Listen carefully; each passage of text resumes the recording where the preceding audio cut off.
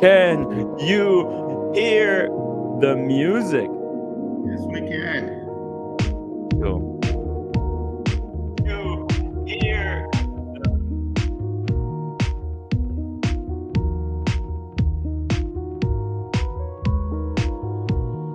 How have you been, Timmy? How have you been?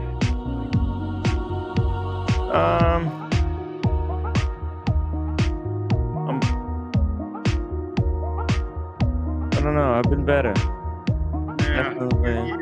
this is going to be your good luck day for the rest of the end of the all the way through the end of the year. I just I can't wait to be done with Dubai. So then I can just take a break from all the nonsense. We'll talk about that. Okay, we're going to talk a little bit about that. Yeah. Talk about it, guys. Let's talk about it. What do you guys want to talk about? My favorite hipster, my second son. How are you? Everything's going okay? Other than not going to Dubai. Other than not going to Dubai, I went out with the roommate. Just took a walk in the park today. Good. Relaxed a little bit. Cold. It's actually not too bad. New York today was kind of warm. Okay, well that's good then. All right, where I am, it's cold, so it's fine. I walked 8 miles with a new girlfriend, all in the trails, and I was looking at was her butt the whole time. I wasn't even looking at the scenery. You know, she was in front of me. Yeah. Okay, not to sound not like a sick old man, but I am. Okay, so it's okay. It's all the time. I'm just looking at her butt. Okay. It's one of the simplest pleasures in life. Yes, it is. Unfortunately, I am a butt man, so looking at a butt much better than looking at a wristwatch. Yeah, I tend to agree. However, wristwatches are okay. I've just got a lot of fatigue and too many wristwatches out there, Timmy. Too many. Yes, that's why I'm selling. I'm selling a bunch of stuff. I'm very excited. I'm gonna be packing tomorrow for what's it called, the Boston trip. Hey, we got Magic City. Whoop. No, maybe we don't. Oh, I'm adding them. Hold on. Oh, okay. Hey, Magic City. How are you doing, guys? How are you? you? Can you hear me? Can you hear me? Yes, we can. Very well. Can you hear us? Yes, very well. Fantastic. We're going to talk some watches. We're going to talk some auctions. You know that there's a whole bunch of auctions going on as well, Magic City? Yep, I follow it. Yeah? Okay, very cool. What's your favorite auction, by the way? Christie's, Monaco. Monaco Legends auction, yeah? Yeah, because I was listening yesterday and today, because Eric Wind have a podcast, and they were talking. They did 3 shows this week about all the auctions. About they took a look at all the watches who are coming up for auction. Eric knows a lot about these watches. He tell about the watches. He can tell if they're polished or not. The preference. He's very detailed about it. So it's quite interesting. So I'm totally up to date. Well, that's good. Let me ask you, when is Eric Wynn's cast? Is it on Friday? It's a podcast. You have to pay for it. It's $9 a month. And it's on. I will tell you, Timmy. That's something you may want to do.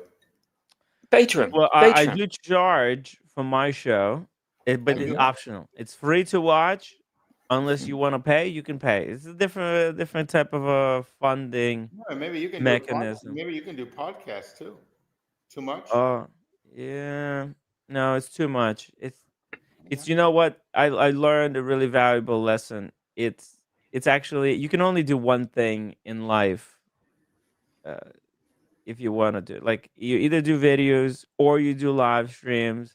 You can't really do both. It's not possible. The brain doesn't work that way. Human brain can only focus on one thing. Okay, you do one thing well. That makes sense. So what is it? One more time, Magic City. Is it once a week? Twice a month. Twice a month. Okay. And they do that for 45 minutes to an hour. and it's very entertaining, and you learn a lot about vintage watches. Well, he's one of But the kids. this week they did extra because there's so much auctions going on. They put out some extra shows. Oh, well, that's good to know. All right. Well, maybe I got to take a look at that podcast. All right. Take That's a good. look at it. I will. I'm gonna get in. I can recommend. Good. $9 a month is actually not that much money. It's pretty affordable, I would say, for some really Yeah, good information as well. these guys are not doing. I don't think they do that for the money. It's more they are really passionate. They are really passionate about No, no, watches. no, they're definitely doing it for the money because they wouldn't Yeah, be really. charging they wouldn't be charging $9 a month if they were doing it for the passion. Like, come on. They don't make. Let me put it this way. I don't think they make a lot of money on it because I told you before. I think it does. Eric makes his money on selling watches. He sells more than I think 22 million a year. So this little podcast is kind of something else. Yeah, the thing is he probably gets rid of a lot of people for charging just that amount, just that little Yeah, amount, because then he yeah, gets rid yeah, of he gets rid yeah. of like all the, I don't know what you want to call them, but he gets rid The of all riffraff the riffraff, right? He gets Riff-raff, rid and the of all riff-raff. those, trolls. and so they won't pay it, and that's another way of controlling getting rid of people that he just doesn't want to deal with. It's probably I never saw a troll at Eric Green. No, no, no, no. There you go. You see it? Because the trolls, they don't want to pay. They wanna come in. They wanna troll Yeah, for free and then dip out. yeah. yeah.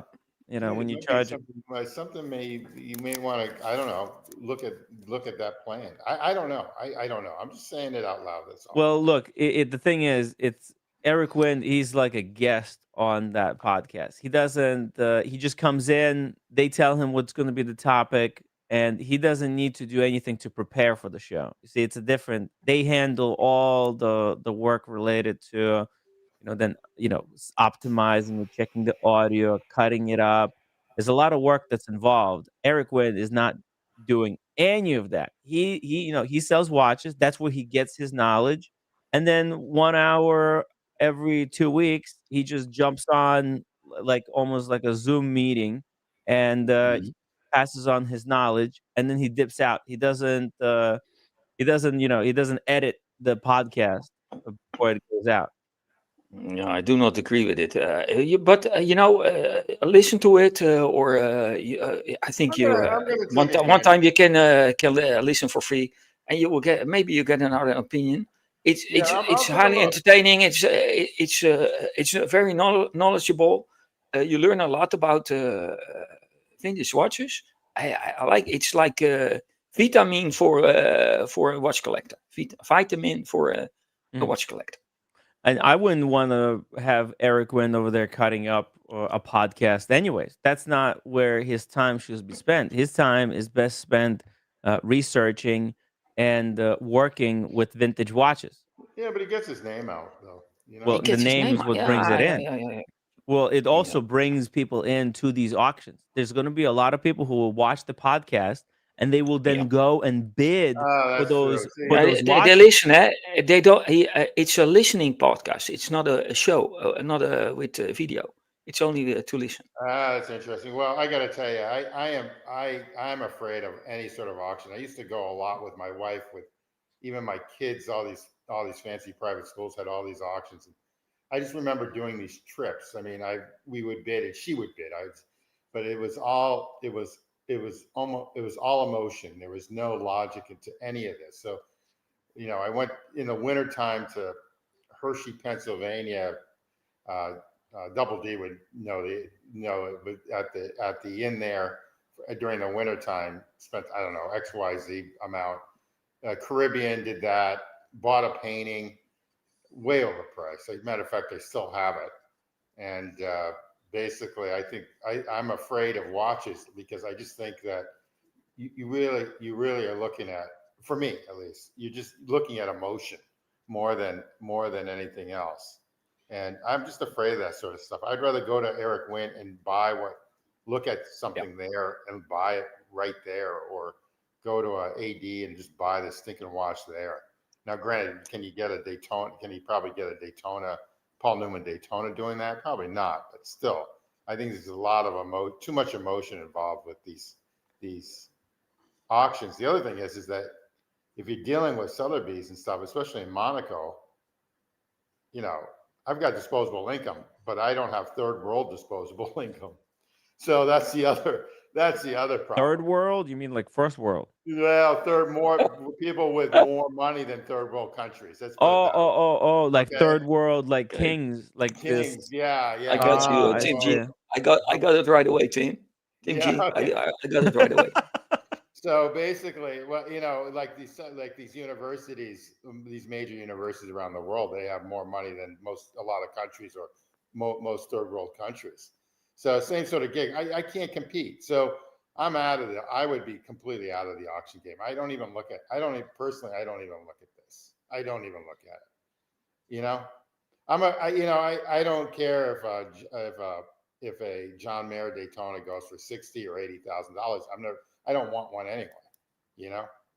Look at this latest Monaco Legends auction netted 28.5 million euros. Yeah, that's silly. To me, that's silly. But That's actually not a lot of money if you think about it, right? Oh, I think I'd rather have a house than that. Okay. Yeah, 29 million. It's Yeah.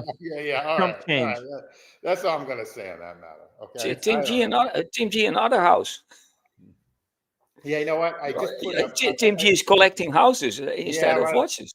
I'm gonna sell one of the homes in Massachusetts, and then I just put an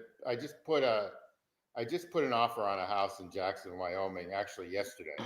So they've got until Monday to come back or say no or yes or whatever. So we'll see. We'll see what happens. Tim G, I have also more than one house. Let me put it this way. It's also sometimes not so funny, because there's always something on. Oh, I know that. Well, in Miami, it's hot. In Holland, it's windy. Somewhere else, in Canada, it's cold. It's I know exactly. The more houses, the more worry. No, I know that. The one if Timmy comes to the house in Massachusetts, I've got a caretaker. It's not a big deal, but I've got a caretaker at one of the places, and another place a person takes over. All my bills go. It's pretty funny. Manny is from this area, Hialeah, in Florida, which is basically a suburb South Florida. Suburb of Miami, right next to the Miami airport. And I don't want to dox Manny, but on 4th Avenue. It's not dox him. He's a good guy. He's a good guy, yeah. On 4th Avenue, there's an accountant that just all the bills go there, and he just pays once a month. And he doesn't understand a bill. He typically calls me or texts me, and that's how it runs. And that's how you handle all these places. You need one address. And it's almost a business running these houses. Yeah, except they're not Airbnbs. They're just whatever. And I bought one place for $1 million. It's now worth like 12.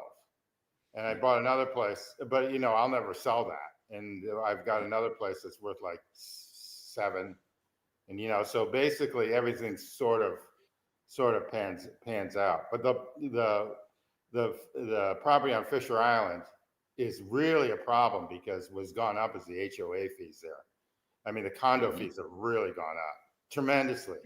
So, and it's going to be interesting because there's going to be a mass exodus, which I don't want to talk politics, out of New York to go to southern Florida and also time to buy. It's going to be cheap. Prices of how are you saying prices are going to drop for housing in New York? I think it's going to be interesting. I think a lot of people are going to be moving in, and a lot of people are going to be moving out. We got too many people as it is. Did you see what was happening on the subway during marathon? It was a disaster. Speaking of disaster, Daniel Katz, Super Chat 279, auction for Katz telling your future.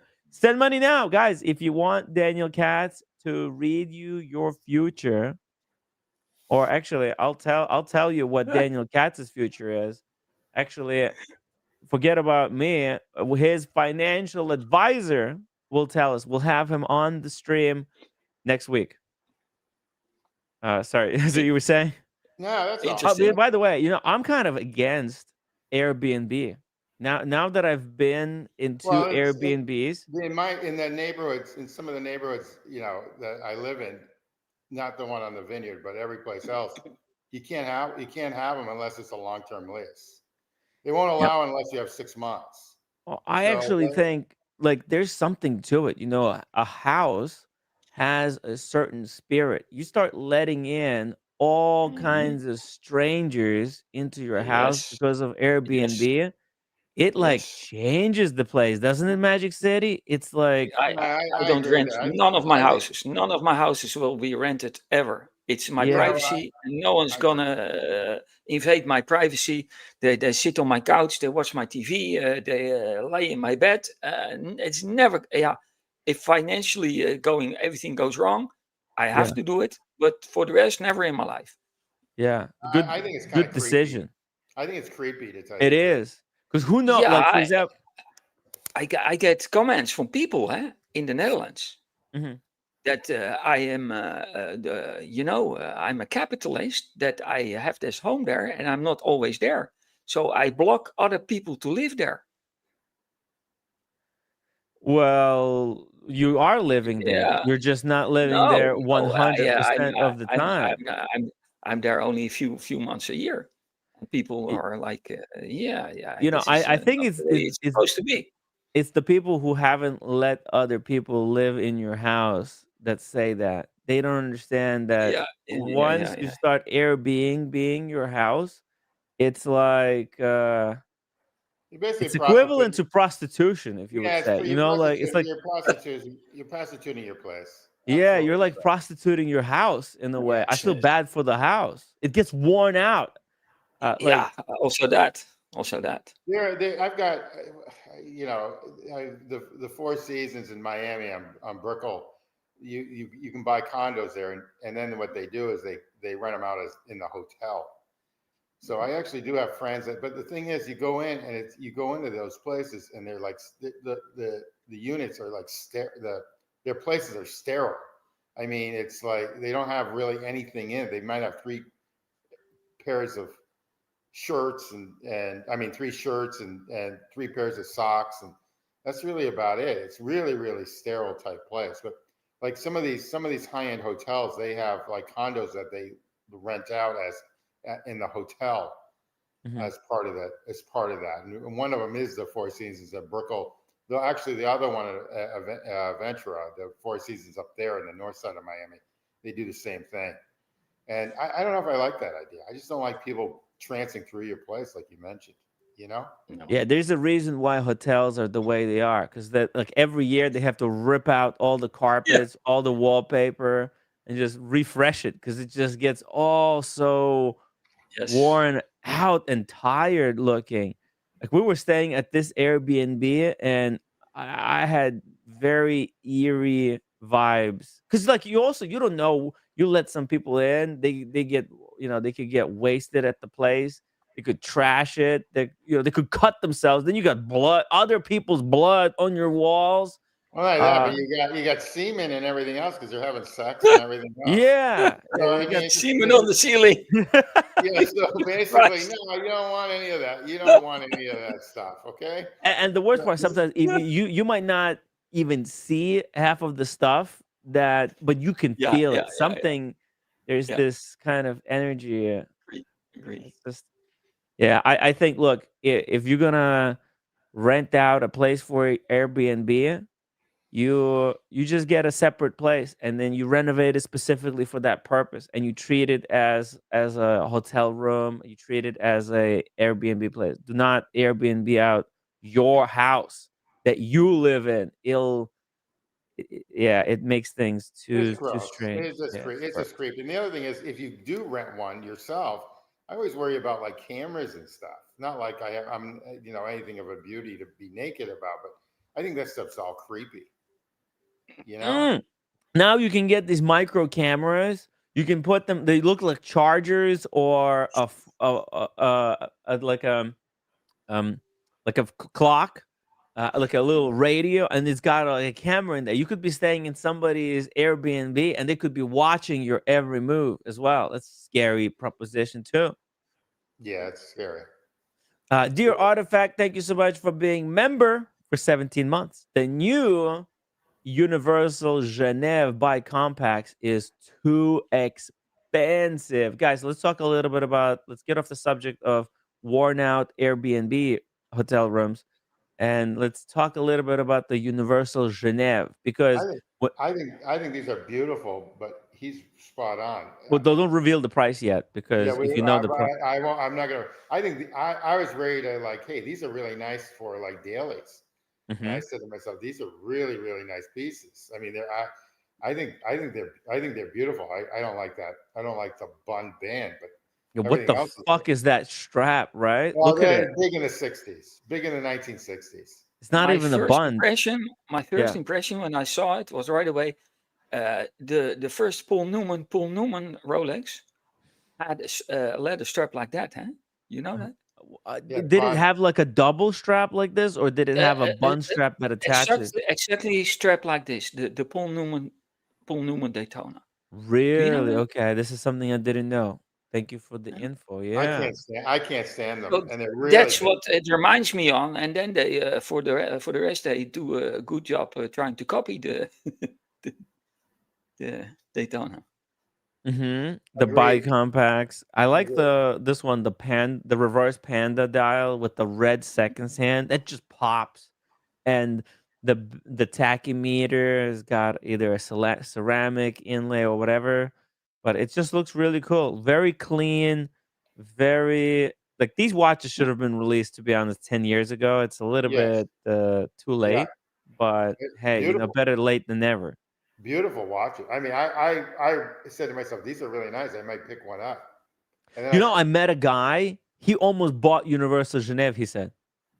oh, the name only. Yeah, no, no, as a brand, he wanted to make watches. He's like, yeah, I almost bought Universal Genève. Yeah, Like he's like Bright a super collector. didn't Breitling buy them? Mhm. These guys? Breitling did buy it, yeah. But we met this guy at Jean Rousseau. He was picking out straps. He had like 3 paddocks with him on the table, and he said he's like a super collector, some kind of a big baller.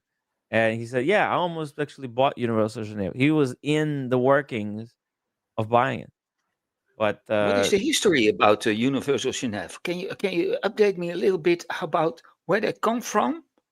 Because they used to be very popular as a vintage. They're very popular as a vintage watch.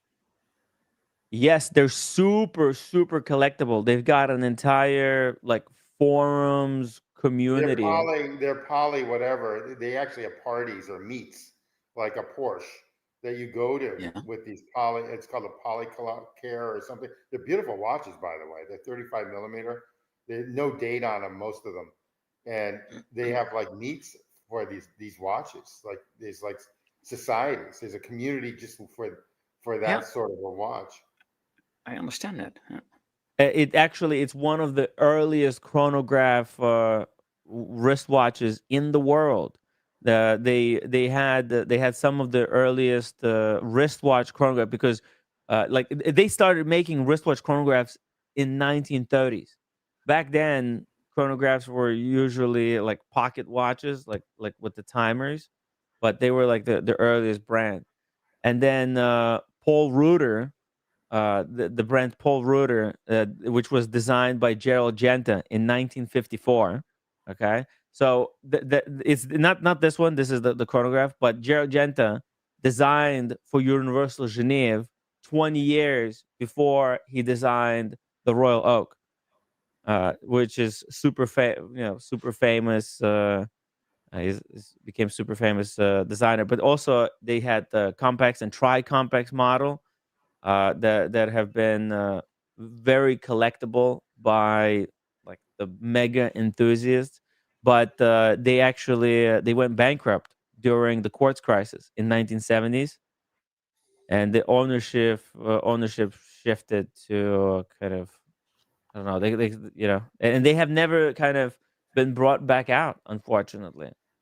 I really like these, except for that one aspect. But I really like these a lot. I Mm. unfortunately I would never buy them because of the price. Yeah, and so this thing is these are kind of very true to their design language. They first reintroduced those pole routers that Gerald Genta designed, and this is their second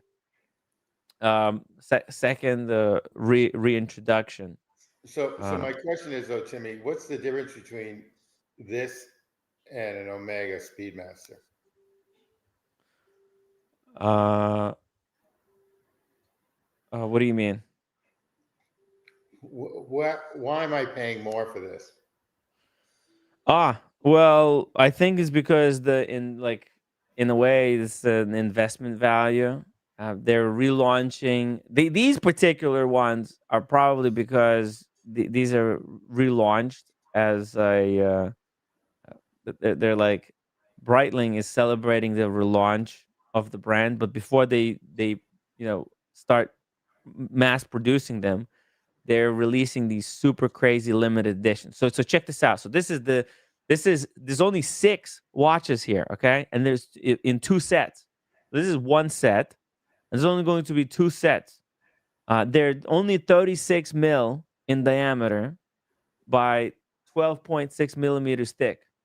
All right, these are quite small watches for what they are, and they're either white gold. So these two, there's black and white one, or in the blue dial one. These are white gold, and one rose gold. This one white dial one. And get this, the dials are of Grand Thue enamel. Let me see if there's a better close up of the dial. There we go. Maybe that kind of shows it a little bit better. Multiple colors, blah blah blah. It's a hand wound movement, but with only 36 hours of power reserve. Not that you need a lot, right? So those are gold. Those are actually gold cases then. These are gold cases, Okay. yes. And And they've the enamel. I mean, it looks kind of bluff for being enamel. In all due respect, I mean they're keeping it to their old models. I get that, yeah, but the yeah. hands look pretty cheap. I don't think so. No, Okay. All no. right. It Okay. looks really sharp. If you look at the hands, uh, everything, just the print, everything is so finely done. I understand it doesn't, because probably you're thinking, oh, if it's $140,000 watch, it should look like a Jacob and Co. Right? Yeah, you expose Yeah, the price, but holy or God, I like mean, an AP Royal Oak, right? you, But then you look I know. here. Okay, so right now Look at I'm saying should be around 40 to 60,000 max. yeah, Okay, but where's the extra 100 grand coming from? it comes from the fact that these are limited editions, and this is a big flex Okay, for Universal Genève collectors, because the Universal Genève collectors, they're mega wealthy. Okay, these are super wealthy people who collect some of the like rarest watches, and they're collecting these watches as because like think about it, you're collecting a brand that doesn't exist. People buy the Universal Genève watches for $40,000 as it is. They're 40,000. Look. Let's go Chrono 24. Here we go. I'll show you where Universal Genève. Okay, let's all the listings. Let's see here. Look, let's look at the prices. Let's go high to low. Here we go. Look, there's a Tri Compax. There's a 60,000. There's your $60,000 watch. no, okay, so I got it. You Okay, see that? So if they go used for 60,000, that's why I think these guys are like, you know what? If the used ones goes for that price, we can probably charge, you know, 100 plus that. And look at this. Look at the hands there. yeah, they're similar. I get it. Okay. Yeah. But these are steel, and they made them out of gold. Now I'm not like trying to this is not reasonable. This is their justification for that price. Yeah, that's how they justify it, It's exactly. almost like when Omega came out with a 321, which by the way I love, but they made them 15, 16 grand because that's Be- what the old models were going for. Exactly. On the gray market, the 321s, the old ones, vintage ones, were going for 13,000. So then when Right. they released a new 321, they priced it at 13,000. Same Right. price. And by the way, you can get one on the secondary market for about the same price now as what you can get from an AD. I love those. But anyway, but what I've noticed though is these are only 36 millimeter. Yes. True to Okay. the Very original small. because they got vintage movements in them. They took the movement out of actual Compax watches, refurbished them, and cased them back up. These are like one-offs in a way. Think about it. That's also why it's so expensive because but you know what? In a way, they could have gotten Universal Genève to do this, right? And no one would be the wiser. Mm. Oh, so no, sorry, Artisans de Genève. I said Universal Right. Genève. So They could have. they're refurnished. Yes, imagine that's what I Well, would do. they're like the Singer watches they're like the Singer watches. What the Singer did for Singer the Porsche the Porsche uh, redoing of old Porsches, and they put Singer all over the place. They badge them with Singer, and they cost a fortune. The waiting list is huge. But their Yeah. watch for chrono, they refurnished their chrono. I get it now. Okay. Dude, you know what? I'm such an idiot. This could have been a brilliant business move. Imagine this. Okay, let's say if Breitling didn't buy Universal Genève, you go and you buy the Universal Genève brand yourself. Okay, you go, you buy it. You get an investment firm to back you, and then what you do, you go to Artisans de Genève and you contract them kind of off off market, so it's not public, no, like privately. You contact them privately and you say, hey, what I want you to do, and then what you do, you go and you buy on the gray market, you buy used up old Universal Genèves, and then you take those watches, you buy like 10, 15, as many you can get, the cheaper the better, and then you go to Artisans de Genève and you tell them, refurbish these for me. Maybe if you have to make a case from scratch, make a case from scratch, refinish it. But don't make them funky. Just make them as clean to the original, and then you sell them. But you do it under because you do it under the Universal Genève branding. It comes off as legitimate, right? It becomes a legitimate release because you own the company, right? Who cares if nobody knows that Artisans de Genève did it for you? Then who's the wiser? Yeah. Okay. Magic City. What do you think of these? Yeah, for that kind of money, it's a lot. Yeah, Yeah. it's an investment, right? I don't know. I don't know if you're going to make your money out of it, but that's okay. That's, They're gonna I think, sell. They are going to sell. Correct. I think they're yeah, really nice, except for the price. And it's too much money. Too much money. Yeah. I think I would consider them if they were like And I will never $120,000. walk around with a watch with a strap like that. That's not gonna happen. Oh no, I'd get rid of that strap. I'd get It's rid of that. it's That- like from the the 60s. The That's hippies what it is. It's with like Rolexes were wearing that. it's a Woodstock strap. Yeah. Woodstock strap. That's a good name, Tim G. Yeah, Woodstock strap. We found Woodstock. something. Yeah.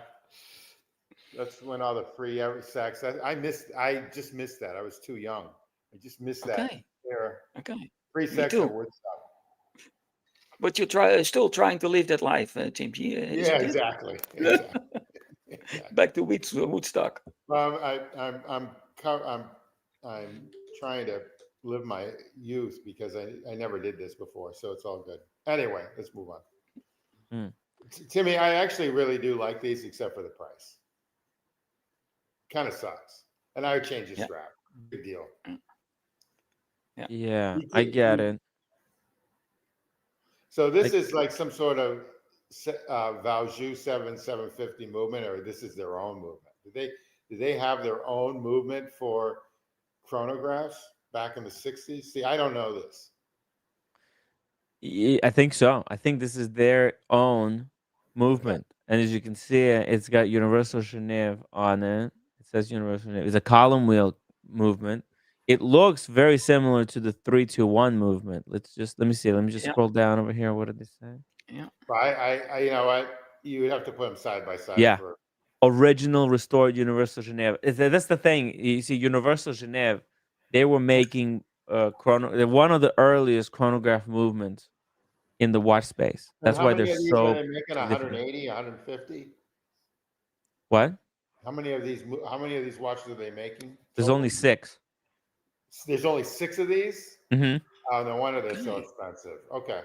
Yeah. I was Okay. trying to No. figure out how they got the old movements of like 150, but they only have 6. I can understand it now. Yeah. I Okay, think, I understand it. It's a pain in the neck. It's a pain in the neck also to restore stuff like that. you know what? I think this is brilliant practice for them because they're trying to, you know, get this company up and running again, right? And they get their watchmakers to practice on restoring the watch first before they start making their own, because they probably want to make this movement again. So they're probably studying how the movement works.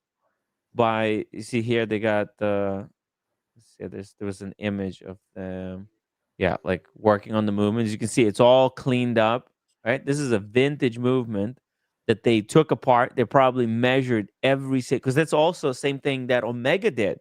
Omega, when they relaunched the 321, they recreated the movement faithfully to the original 321.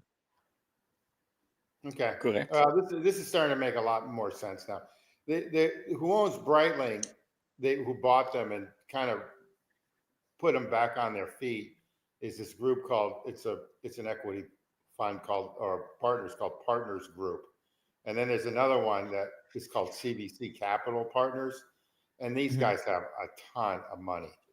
So they can produce these Breitling. I actually like the brand. They just have too many shitters, you know? But they've got enough deep pockets where University of Genève can somehow make it down the road. Okay, they've got so many deep pockets. This is a smart idea then, having only 6. You Yeah. know, It's going to be a really, I think, big kind of uh flex in the Universal Genève watch community to own one of these. and But like you said, this is good for their current people who are basically refurbishing it, because now they can sort of manufacture them down the road too. mhm, mhm. And And it's so, a great watch. Look how beautiful well, I actually this love is. it. I actually love it, but not for that price. No. No, I would have loved if they made these in steel for, let's say, $8,000, Oh, that's a dream. But right? they made them in Oh, still for 30 grand. okay. What about 13? What about 15,000? Let's say, okay, let's be reasonable. $15,000 in steel. What do you think? It's a consideration because I'm looking at a Laurent Ferrier which I'm not going to pay. They want $56,000 for the Laurent Ferrier. I would never pay that. I'm just waiting for them to drop. 15,000? It's 56,000 for a Oh, Laurent Ferrier 56,000, right. for a Just get used. stainless steel. Okay, which goes against my theory on watches. Like anything over 30 grand should be at least precious metal, unless it's like an RM 6702 or 1. But it goes again. It should be precious metal after a certain point. It should be. But they're really nice, but not for that price. But I get it now. I actually get it. And also this is going to be the first of this sort of. Um, it's not the brand, but this is like their submarine. This is their Daytona, basically. Yeah, it's a Daytona. It looks like an old Daytona. The Yeah, that's what they the are. the, the Yeah. first one of the first uh, one of the first one had a strap like that. By the way, do you guys like the contrast stitching white? Doesn't that look a little cheap? Yeah, I just don't like bun straps. I just have a hard time with those, you know. But yeah, it does. The white. Yeah, I I'm just have. not a fan. It's personal taste. I'm not a fan of contrast stitching in straps. So I don't it's It's not my cup of interesting. tea. The Patek 6007 Calatrava, which has the blue, the red, and the yellow, has contrasting strap colors on their stitching, and I think they do an okay job there. But yeah, I Okay. agree with you. I agree with you, Majesty. I agree. Yeah, it is no. It takes away the attention from the watch too.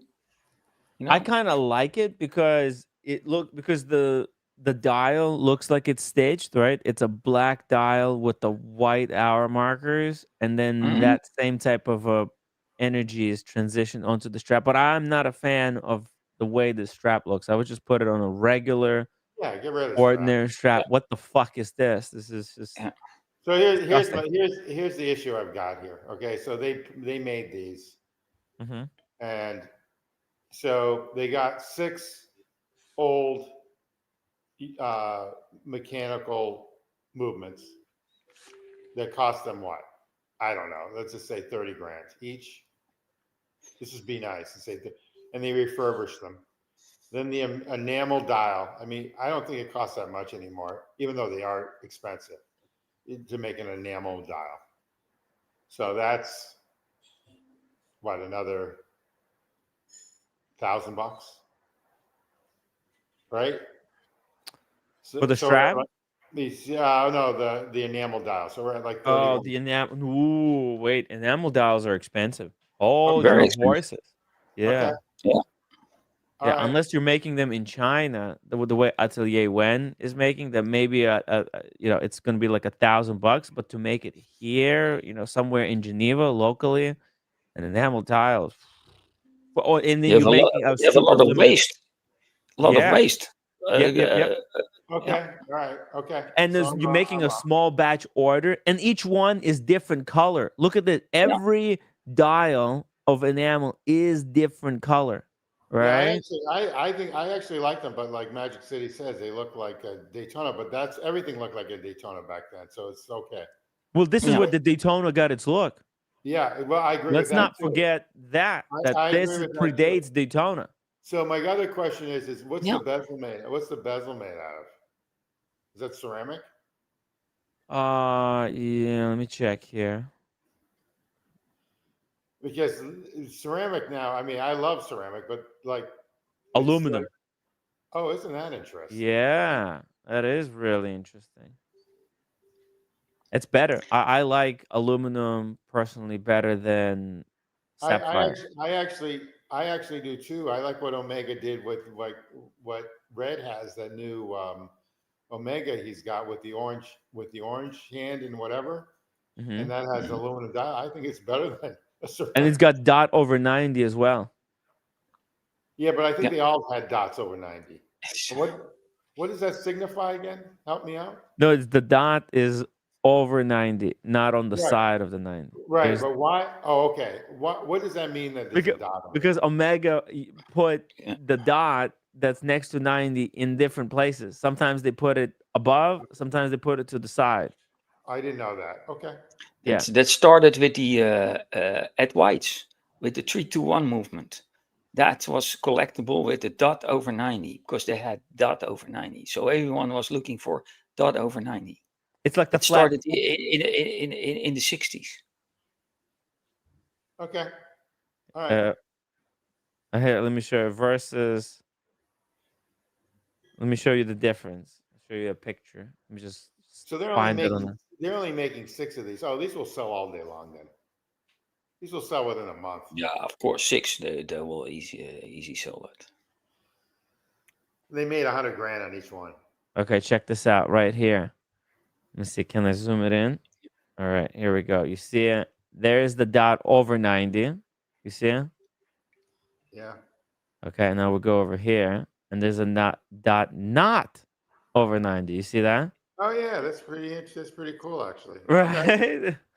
It Where the hell literally did you means find? what it Where the hell says. did you find that? Okay. All right. A Yeah. dot over 90 is on the secondary market $4,000 or so Yeah. for the Omega Oh, I didn't know that. Speedmaster Hey, you missed the super chat. imports. Yeah, from Dr. Bob's. You miss Oh Dr. shit! Bob. Sorry. So we I got a love super Dr. chat Bob. from Dr. Bob's You don't want to Nightmare. fuck around with I've Dr. totally. Bob. I'm not even looking at the chat. Dr. Bob's Nightmare, $1 Yes. and 5 cents. Thank you, Thank you, Dr. Dr. Bob. You're Bob. really good. You're like outstanding. You're my fave. One of my faves. Magic City. You're one of my faves. Highly Thank you. appreciate that.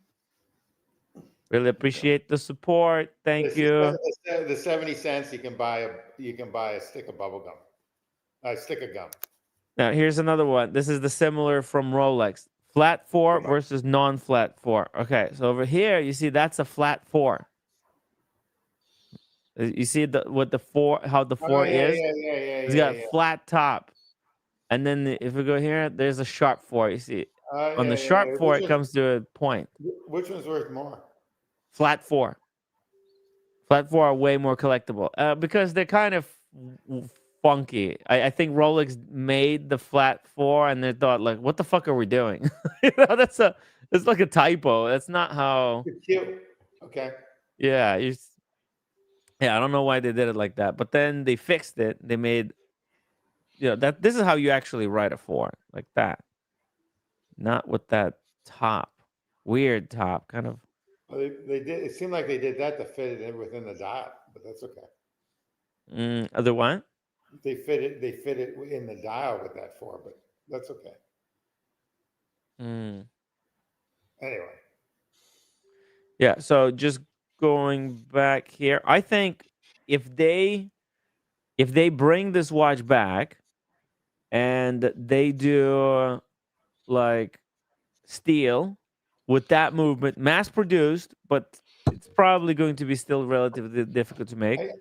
With enamel dial, they could ask for, they could ask for like 13,000. Oh, I think more. I think On the strap. I think they're gonna go 30. No, Because they'll no. try to make it exclusive. And But I would, they actually want to believe it or not, sell it. I would be a schmo that would consider that. For I like, 30,000? Come on. yeah. You think I'm crazy, but I would consider it. Really? Yeah, make it Holy shit. exclusive. But in steel, well, what about they could do it in gold? In gold, they could have different versions. They could do steel for 15 and then gold for 30. And I Okay. think they'll sell. That way they'll definitely sell. But they can't do it like above Omega, right? Think about it. Omega, because it's very similar to the Omega 31. Because I'll just buy Omega 31. I'm not gonna lie. Why would I buy this one? If I get a 31. I actually love the Okay. 321. Yeah. Hey, Okay, Timmy, here we go. You got Here we another go. I'm gonna Yes. be more and more happy because Aw. I talked about yesterday about my watch and my Omega Speedmaster, which I am servicing. But my Omega Speedmaster, who's servicing, have an enamel dial and a 3-to-1 movement and a dot over 90. Oh wow, that's the best of the 3 worlds. Yeah, that's really Yes, nice. I get more and more happy. And they restored this Universal Genève. They restored the movement and took it apart and put it again. That's what they do at my watch too now at the moment too. Mm. See, So that's it will what. be brand new. You've got a 3-2-1 movement in there. Yep. Outstanding. Do you have A column wheel, vertical clutch, everything really is nice. that's Really and, nice. and animal dial. It's black, and in real life it's really dark black. It's nice. It's one of my favorites. Really Mm. nice. Now let me ask you the bracelet that you don't use because Yeah. is it a bracelet that looks like this or is it the one that looks like the other one? Oh, I will get it. I will get it for you. Hold on. Get it here. Because I actually like these bracelets a lot versus the other Speedmaster bracelets. Thank you, Magic City, for $2 super chat Yeah, for the Heineken, Heineken. because I'm close to Oh. get to dinner and get my I'm a big Heineken. Heineken. Hell If yeah. I'm going to drink a beer, I tend to drink Heineken. I put it in a I nice have bracelet, in a nice Oh, nice. storage. Here we go. Very nice. Ooh, what does that say? Oh, vintage. Look at that. Yeah. Very nice. That's a beautiful case. I have Oh, this. This is the famous strap bracelet. Boom. Very That's nice. the 1/8. 1/8. Wait. You're not a scratch on it. Yeah, well, I use it. 1861.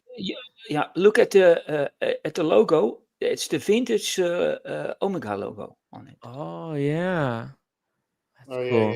yeah. Does that bracelet have a micro adjustment in it No, as well? no, No? no. Yeah, Are you nee. sure? Do I have a micro adjustment in it? Yes, I have. It does? Yeah, I Wow. think so. I never It used should. it. I have to look at it. I never used it. I don't know. No, you tell me now. I have to check. Yeah, it Okay. should. Yeah, it looks really, really It's the cool. famous bracelet. I don't want them Iconic. to touch it because when I bring it and they polish it, I want to keep Yeah. it everything original, untouched. Yeah. Oh, it's Very completely important. unnecessary to Yeah. bring the bracelet. Like what's the Yeah, you're that's not kind of servicing the bracelet. You just want to service the head This of is the how we watch. do it. I put this back in the so it cannot be damaged, Nice. and I put You it know, back in just the. to give you a heads up, a lot of people have had a lot of issues with Mayer.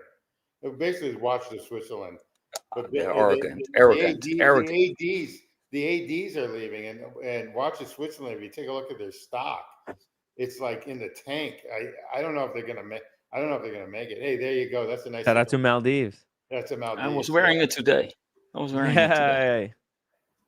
Hey, and by the way, if you ever want to go to Maldives, let me know. Mhm. I'll put you in touch with him. You know what? We Mhm. should have a meetup there, and I'll actually go there. That's worth it. I've never been to the Maldives. You want to go It's to supposed to be Maldives? a No, me fabulous. neither. Me neither. Me neither. Roommate wants to go to Maldives as well. Maybe I we'll all want go to. I'd together. love to A go to watch community meetup in Maldives. Maldives. In We'll just go to yeah. we'll go to Oh, not a bed and breakfast, and then not an Airbnb, but we'll go to a real cheap hotel. There's no such thing probably though. no, we want to go with a bike to the villa. Yeah, yeah. With the bike to these villas in the water. You know, they have this beautiful in the Maldives. They have these beautiful resorts where you go on a bike on a ramp to the villas in the water. You should take a look at it on Google. It's beautiful. Or on YouTube, they have videos about these resorts. They have villa hotel rooms in the lake in the water. Is Beautiful. Maldives is Maldives originally from Maldives? Is he like English, Jimmy? I was looking at this watch today, Yeah. and what are the markers? Is it what language is it? Those are Arabic. Those are Arabic. Arabic. Yeah. So is he Arabic? Well, it's Maldives, so it's a Yeah. Middle Eastern country. It's No, actually full on Middle Eastern. no. Yeah, let's It's not. Google that. It's Let's Muslim. Google it. It's a Muslim country. I don't know if it That's is. something else. That's something else, but it's not the Middle East. I don't think it's. I think it's separate. I think it's separate from the Middle East, Timmy. On that one, I'm pretty sure on that one. I've just never been What do you there. want me to look for? What's the Just look what at the Maldives where it's located and where the Middle East is located. On the map. where it is like geographically. Okay, yeah, it's actually near India. Okay. No, I know that Yeah, you'd fly into Dubai and then I'd take a jumper over there, probably, right? Yeah. Yes, that's correct. Let's see here. That wouldn't be that bad. You fly it with There we go. Right there, as you can see it. Well, it is right here. There's it is kind of Middle Eastern country because it's there's the Middle East, Iran, and it's all on, and then there's India. It's between India and Middle East, you can say. Well, It's you know what, not Timmy, really the it's Middle right, East. Timmy, it's right on the equator. yeah, it's the middle of the middle of the Middle East. It's more middle than the Middle East, actually. It's more India. It's more India. It's more India and Sri Lanka. Yeah, agree. You have the India vibe there too. And it's not a Middle Eastern vibe. Hindu with a little pocket of Catholic Christians on like the left side. But hold on a second. It's located in Arabian Sea. You see that? Well, Mike Lewis says it's Middle Eastern. Yeah, there you go. Officially, Republic of Maldives, historically known as Maldive Islands, is our archaeological country in South Asia. It could be like an Asian country, located in the eastern Arabian Pull up Sea. some of that. Pull up some of the indigenous people. Let's just see some of the We won't. Whatever. But let me just see the indigenous people. Let me Okay. see the people that hang out there. Not Maldives. Not a bunch of like white men. Let's just take a look. Well, I think he's a native Maldivian. Maldives. Here we go. This is an aquatic country. Kami sama itu tapaka karimanang kami de anu menjaga kedempaan kami ko menjaga di laut. Ngai ko lai ma dia lang biasa yang kami patuan jadi kebiasaan kami nih.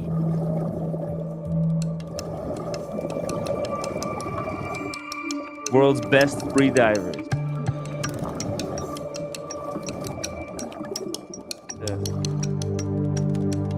Baju people of Southeast Asia are a semi-nomadic tribe. Oh my god, it's like Venice.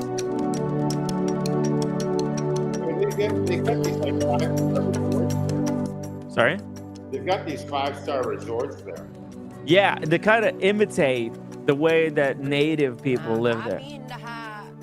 Keturunan kami ketika membombo kami. Anu patuong. They're all look at the kids are all swimming. You know how scary. They got a happier life than most Americans.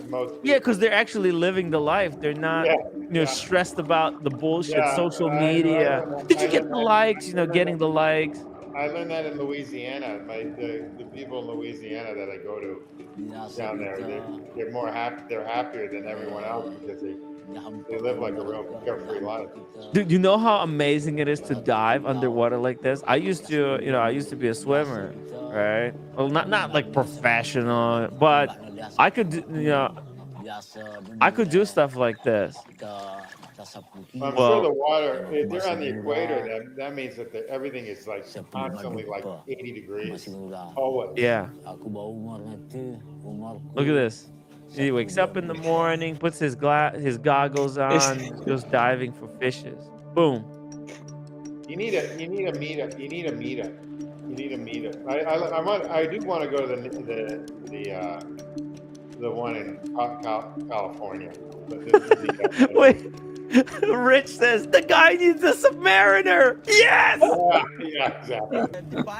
Yes. Dude, maybe I should move to Maldives. I've got my submariner. Dude, that's all I need. I could do it with the Daytona as well.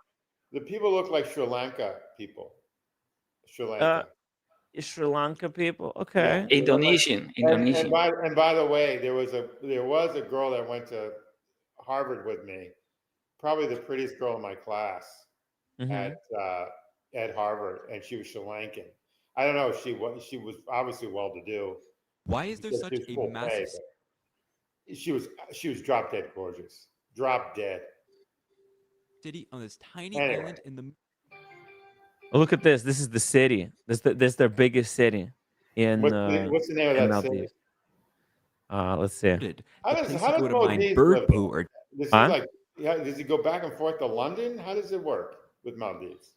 You don't have the docks. I don't want to get into it, but okay.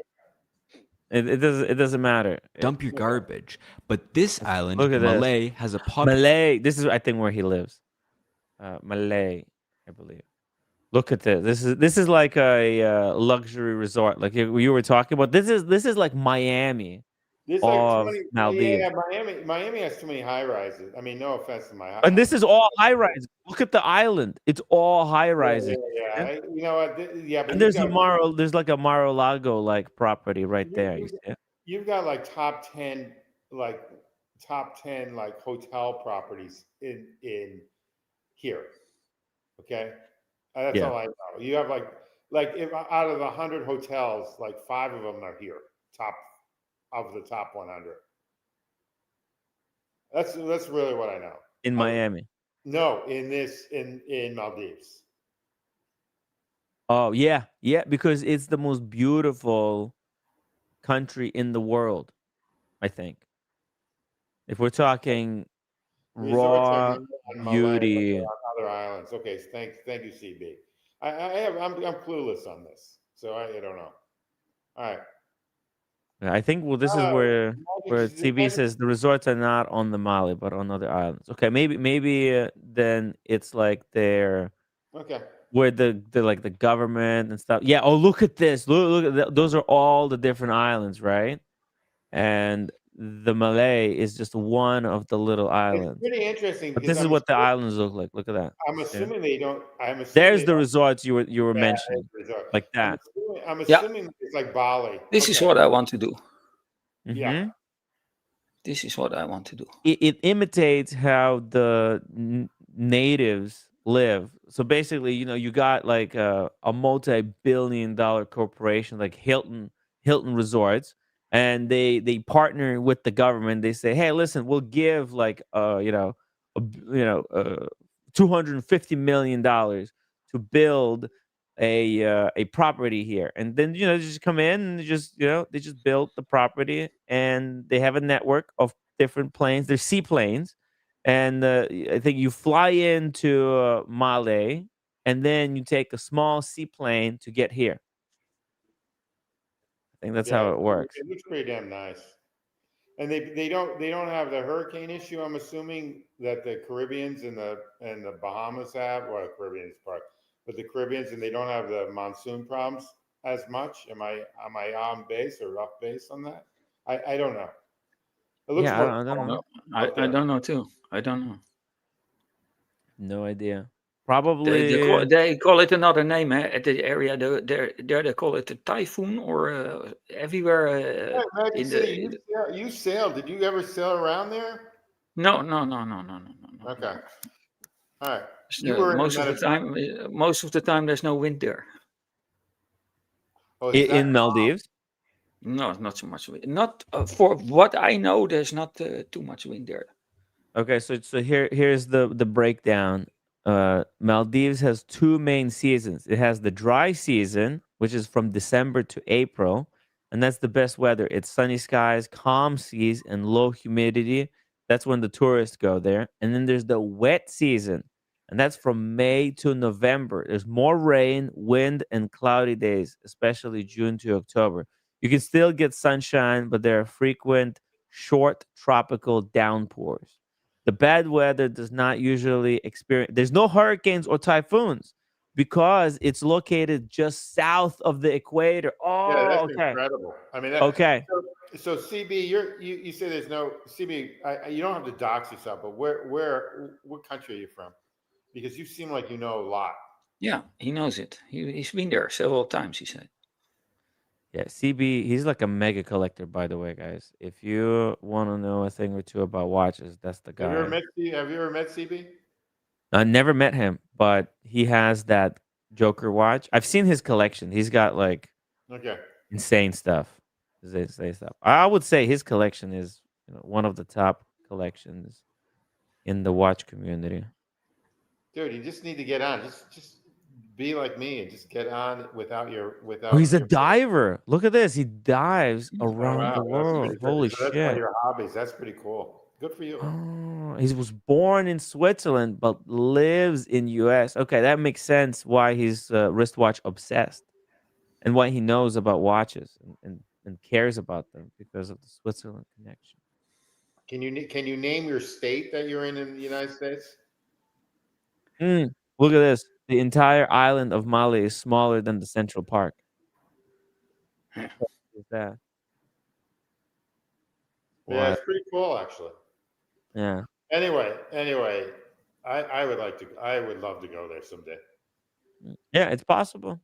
Possible. Yeah, And you gotta get rid of these airstrikes. And speaking of airstrikes, Timmy, you ain't going to Dubai. I hate to tell you this. It's gonna get worse before it gets better.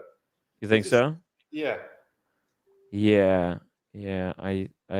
There's a possibility. There's a possibility, which is fine because a friend of mine asked me to help him repaint his house. So I might Be go a painter. help a friend paint the house. You And might- because my painting skills. It's Yeah. world renowned painter, guys.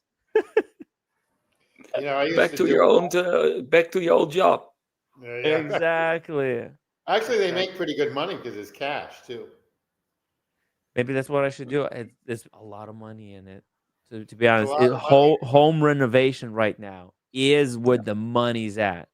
Yeah. Brooklyn is going through a whole renaissance of like young families moving into everywhere with little kids. They have schools everywhere there, and so basically, you would make a fortune on the renovations in just Brooklyn alone. Start the Hmm. Tim Wright painting business. You know how to And paint a door now because you were fired from it. yeah, but actually, you know Conrad. You know Conrad, right? No, I don't, but that's okay. He was at the Animal House. He's a cool dude. Oh, You're got like, it. Yeah, got it. Okay. yeah, okay, you know him. Okay, so he's actually one of these house renovators. He does bathrooms, kitchens, completely independent. Oh, huge business. I'm doing it Yeah. now. I'm doing it for the second time in Florida for my kitchen and Hmm. just to get It's a like a stove. fortune. But yeah, just to get my stove in because they needed a weight allowance and everything else. I had to go through the board for all this bullshit. It's a fortune. It's ridiculous. And so I'm going to Florida and I can't even stay at my own place because the place is being renovated. Okay. And I'm getting mean, nasty letters from the condo association and the people around, and they're threatening to sue. And then I've got an attorney just on, just ready to shoot and lock in and shoot, I should say, just in case someone starts suing. It's just a pain in the ass. I mean, but renovations are huge, huge. I can confirm, renovating in South Florida is a pain in the ass. It's Yeah. unbelievable. The permits, the homeowner is association, the cost, and if they ever show up, because when the Well, that's the workers other come problem. over, they think you're working for them instead of they're working for you because they That's the show other up whenever problem. they want. That's the other They leave whenever they want. They do not show up at all whenever they want, and there's no communication, and there's always a mother-in-law who's sick or whatever. It's challenging to do. We did a lot of renovations here, and I Yeah. said to my roommate, my wife, I said, I'm done with it. Whatever you do, you do it in the summer because she goes here in the summer, a month or one, and you do whatever you do. And when it's finished, I come back Well, because that's I can that's show the you. yeah. Well, I that's can the show you. She made the pocket doors here behind me. This no. because of you, Timmy. Ah, okay. This is a true story. Uh-huh. She's watching your show. Yeah. Mhm. She look if Magic is doing. If I'm well dressed, and she check if everything I say is proper, and she give me advice. But then she's looking at the setup, and she was looking at a blank door. Uh-huh. So she said, "I don't like the door." That was a closed door. So she went this summer here to make these new pocket doors inside here. Oh. So now This it's like Hope an you like them. open, like a little bit of it's a frosted pocket glass. door with glass now. And we have another one. So she did too. It was a week of work because they have to remove the wall for that because it was not fitting. The pocket door inside was bigger than the opening. They had to take the wall out. I said, and they don't show up. They show up late because of traffic. It's a pain in the ass. Because this is because of your show, Timmy. Can Yeah. I charge you? Can I charge you for that or whatever? Because you're Send your guilty of bill. that. Send your I will bill. send. I will send the bill. We'll pay it eventually. But I No, gotta he say, can I come. love the But color, how you can you have it can you painted. paint it? Can you paint it for free? Yeah, pay. He can come I'll and You're have good paint. at to. it. It's the only way I could do it. Next time I'm in Miami, we'll schedule it. Well, that's the You other can thing. stay That's here the other and thing that people paint it don't for realize free. about. That's the other people don't realize about Southern Florida is that the mold is really bad after X amount of time. So you have to go through your house like every 15 years if you live there that long. Hmm. So Hmm. the mold is so bad because it's so humid that Hmm. that the I mean the mold can be toxic. I mean, just like Yeah, lead paint. yeah. Black mold. Black mold, yeah. So that's the other thing that they look at, like I look at all the time in Miami at my place is that if I see any like mold or anything like that, because it's getting I bought it like 3 years ago, but it's like 8 years old is when it was renovated. So it's gonna be needing a renovation like another 7 years because of the mold. It's But kind of Tim G, crazy. what you do with your condo in Miami? Do you monitor the humidity? Because we have a Nest thermostat, and I have devices who measure the humidity. I get an alarm when the humidity gets too high, Yeah, you and know what automatically the AC start running. they have that in the common areas of the condo. They Hmm. have those like meters in the common area. Yeah, yeah. It's just crazy, some of this stuff, but you know, it is what it is. It's just life in the tropics. It's So a I have to. I monitor it all the time. so anything south in Florida, anything south of Jupiter, Hope Sound, there's a little river, is considered the tropics.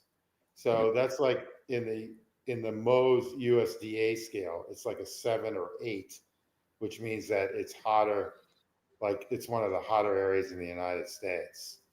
So anything south of, again, Jupiter is considered the tropics. Anything north of Jupiter, which is the middle of Florida of the thumb, it's not really the tropics. So we can get down to like 40 degrees in Jacksonville, Florida, or like Amelia Island, which is outside of Jacksonville. So anyway, we're back to watches, guys. Sorry. You know, it's getting so bad to get these contractors. You might as well hire Rolex to renovate your house, Magic City. At least they delivered their watches eventually, right? Some of these contractor wait lists are longer than the Daytona. Don't tease me. Don't tease me. I will ask Jacob and Co. Okay, just okay. Now you tease me. I come back to you. Just Google Jacob and Co. design condos in Dubai. He will design. Here's a He will take care of that. They have condos in Dubai. Okay, I will, because Rolex is boring. Jacob and Co. makes really nice designs. I'm surprised. I'm surprised Rolex doesn't have like a condo built. You have a Jacob Co. building in Dubai, and the newest addition is he have homes designed. Well, beachfront living by Ohana. Whoa. Okay, he will design my. Oh my God, that's the way to do it. Look at this. There's 1 bedroom, 2 bedroom, 3 bedroom, whatever you want, whatever your heart desires. There you go, Timmy. That's where you can move right there. Dude, he's a smart businessman. You know, you gotta give the guy props for being very business savvy. He's not just stuck on the watches. He is using his brand name, the Jacob and Co. is not just watches. It's luxury everything. Do they make luxury everything? Do they make their watches in Geneva? They do. At Concepto. Mm-hmm. Okay. They outsource it at Concepto. I think the biggest portion of the Concepto production is for Jacob and Co. Okay. I know nothing really about their watches, other than they're just expensive. That's all I know about them. Yeah. Let's see here. Are there videos? Okay, there's this crazy skyscraper that he just completed. Oh, he's smart. No, it's not completed yet. They're working on it. Okay. Oh, it's like close by to Burj Khalifa there in the vicinity, and then you can see how it's done. Wow. See, it's networking. He's very good at networking because a lot of the Middle Eastern guys, they're super into watches and like high-end engineering. Well, nice. And they'll buy his place, they'll buy his home there, and they'll buy a watch. Yeah, exactly. You can wear your Jacob and Co. watch whilst you're living in your Jacob and Co. house. Why not? You can I have mean, a little that's smarter. That's apartment. smarter than Porsche design watches, in my And opinion. they have Yeah. like FP Journe. How do you call it? Leopard Lounge. Yeah, Leopard Lounge. Leopard Lounge is FP Journe. Yeah, they Yeah. have a lounge. Oh Jacob no, and Go Leopard. lounge there, No, and Leopard it's Lounge. you're Leopard. only allowed in with a Jacob watch. The Yeah, there you code go. to come in is a Jacob watch. Really? That's Yeah. genius. Yeah. So What? If you go to Dubai, I mean, will go to Dubai, but if you should check this place out and just go with roommate and say you're interested in buying it, and then stream it. Yeah, right. Oh yeah, just get a little tour. Maybe Just you say, can stay there. Maybe you can stay there as like a benefit. Yeah, that's a genius mm, idea. What they did there. That's genius. right? Yeah, Look I'm at that surprised view. Rolex hasn't done that because, oh, what is it? Rolex building, like this what Rolex should do, right? yeah, because you Baccarat. teased me about the Rolex interior design. I show you what Jacob is doing. Yeah, and there's actually no reason why Rolex shouldn't. If they're looking to Yeah, diversify, yeah, but they're they boring. bought They're Booker, boring. yeah. They're boring. The design, they're not famous for their adventurous designs. Jacob is really famous for his adventurous design style. Yes. Wow, It's not everyone's taste, but it's a kind of something. I never Kind of realized over this, the but top luxury. yeah, Baccarat has like condos now in Miami. Yeah. I mean, they're marketing like these condos, Baccarat. It's near the Porsche building, huh? It's near. That's Am I exactly right. correct? Which I'm saying to myself, holy cow, how did they get into their condo? How did they make that into their condos? You know, so this is pretty interesting. Tim G, do you know that the Porsche building you go in with the elevator to your condo with the car? I did not know that. That's a good. You didn't know that? I did not know Everyone that. knows. Everyone knows. You I go didn't know- into I the did not- elevator. They have an elevator for your car, for your Porsche, and he parks it in your living room, kind of behind the glass. One or two. Yeah, there are some that have two parkings in their condo, going up all the way. Yeah. That's a genius idea too. I did Yeah. not know that. Okay, I do know the building, but I did not know that. Okay. Yeah. I think if Rolex were to kind of get into making buildings, I think they would be super successful. Like right? If they built a tower, Audemars Piguet should be, and then also like Yeah. Why not? Why not? Why not? Why not? And they get the financial backing. They'll get someone who will do that. They have to just give the lender a nice watch. You know, they give the lender a nice watch, and they probably can get the loan. It's that easy. You know, why not? They have also in Miami. They have a Bentley building, if I'm correct. Yeah, they got the Bentley building. More and more start to do that. Yeah. The thing is, I think it's all about the control. Because I think Jacob is not so like afraid of not having control over production, right? He doesn't make his watches, whereas Rolex does. And Rolex, whenever they do anything, they want to have full control over that thing that they're doing. So if they're gonna do a building, they want it to be their building, 100% owned by them. Yeah, but Timmy, here's the question I've got. They're building that one on Fifth Avenue. Yes. They got the first floor. What's the top floors? Is that their headquarters, or I mean, not their headquarters, but is that their offices, or is that condoed? It's going to be offices. It's going to be all their offices. They're going to have their service center there, and they're probably they might have some kind of staff quarters. They might have like some temporary living, right? I don't know if it's going to be. I'm curious on what they've got. But, the building's too big just to be office, though. Is it? I mean, in a sense. I mean, if you take a look at Trump Tower, it's as big as Trump Tower. Trump Tower's got condos. It's got office. It's got obviously retail, like Rolex is going to have. But I think it's going to have more than just office. Oh, let's check this out. This is only 1 minute video. Let's see what it says. New Rolex headquarters at 665 Fifth Avenue is not just a construction project. Let's see. It's a statement of timeless elegance What and they say. urban transformation. Designed by the renowned David Chipperfield Architects, with Adamson Associates as the architect of record, this 469-foot-tall commercial marvel is set to offer 199,000 square feet of prime office and retail space. Foundations are already taking shape, with the superstructure expected to grace the skyline by spring. The design, recently elevated by 50 feet, promises a striking presence with its pleated glass curtain wall and regal crown.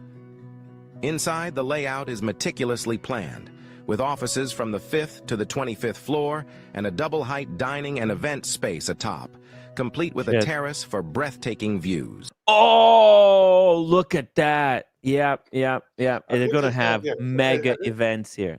Yeah, I bet there's going to be a club up there. Yep. X amount of money, like the Rolex Club. Private Rolex Club for VIPs. They're going to be inviting Federer. They're going to be inviting all the celebrities to come, and that's where they're going to wine, dine, take care of their super. It's really smart when they have the U.S. Open or customers. whatever. They'll just ship them there. Yep, they'll do events there. Yeah. Hey guys, I have to hop off. Dinner is ready. I will be back after dinner. Okay. Magic City. Take care. I come back. All right. Pleasure. Okay. See you later. Bye bye, guys. See you later. Take care. Bye bye. Yeah, that's a home run, Timmy. That's a home run market. Yeah. Look at this. See, Accessibility. I thought they would have condos in there too, but that's no. Like Trump. No. I think it's too small for that, and they've got so much more things to manage. I think they will want to centralize a lot of their redundancies. So, for example, right, like their booker, whatever. I don't know where their booker is being managed, but I think they will want to transport all of that and centralize it, cut so that they can cut the cost. Well, that's their boutique. That's going to be their boutique. That's going to be their boutique down the road. I think they're just going to get rid of all their ADs that aren't them. I hate to say that. I think the model is what AP has, or what FP Journe.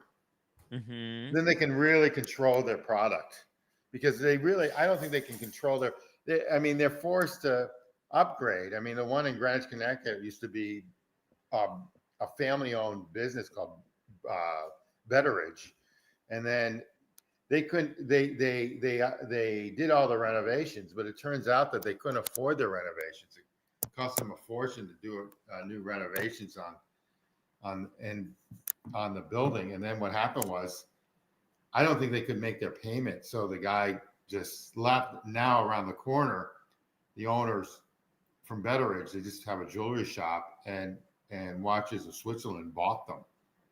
And so some of the ADs there have left, or they're just disgruntled because of that. And that's happened in New Orleans too. There was one on Canal Street called Adler. They were Patek and Rolex, and the guy just never renovated. So Rolex has pulled last year or 2 years ago his charter, I guess, for Rolex. I think Rolex is just going to get rid of half of these people. That's what I think.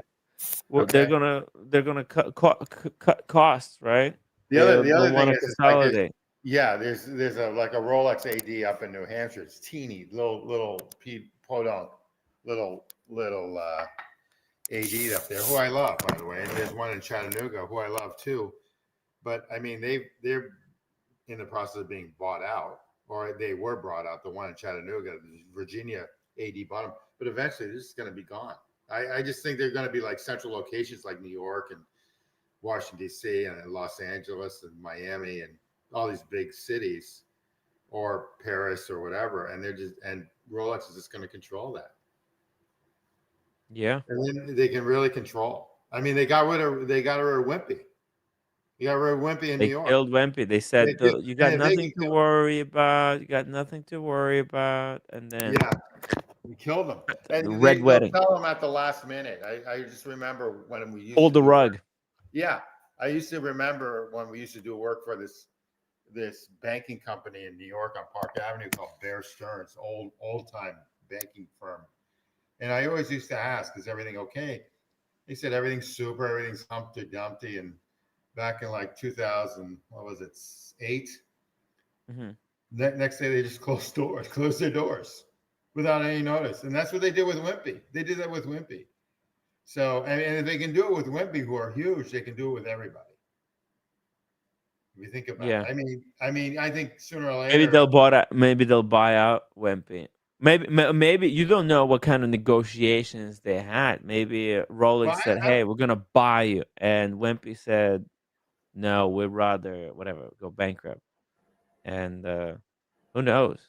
yeah, who Who knows knows? what the negotiations were like behind the scenes? Maybe Yeah, Rolex obviously, made an offer obviously, that. and Wimpy's located, as you well know, at the Peninsula Hotel.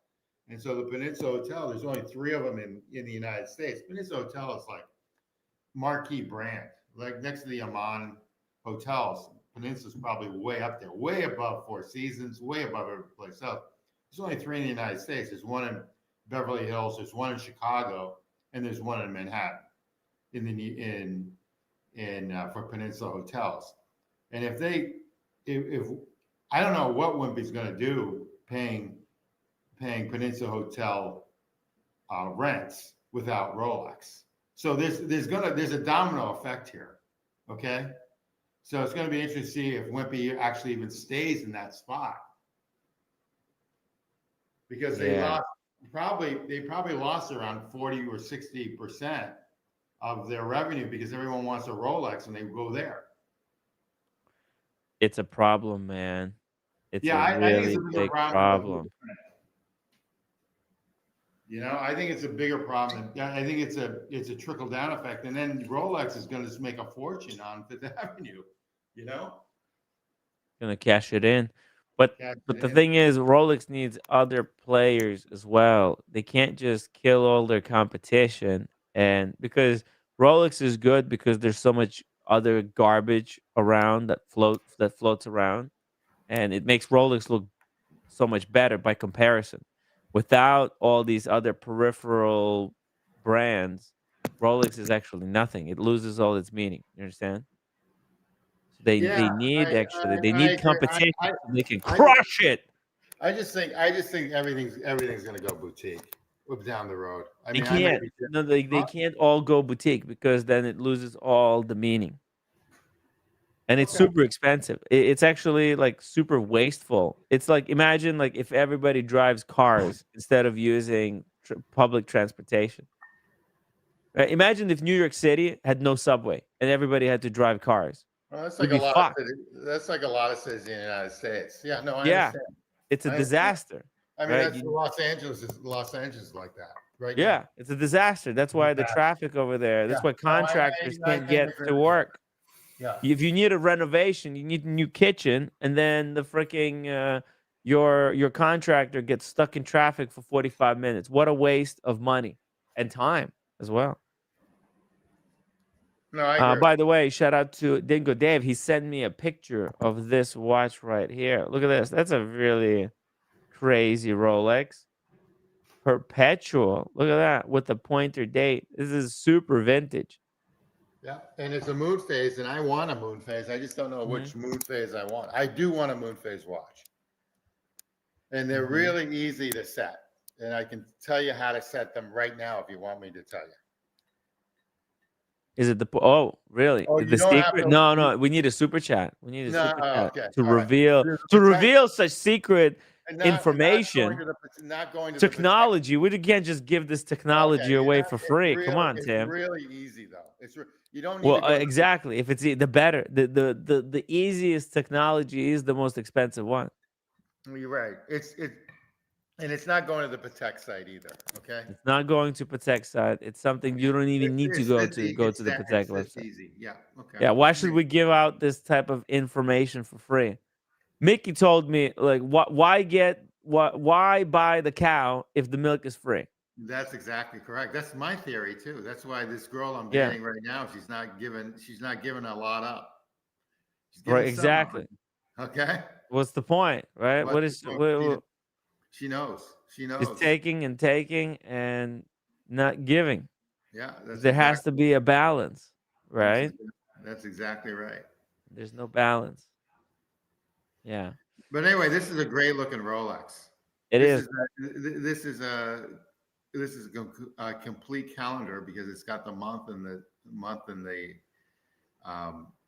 day, and it's got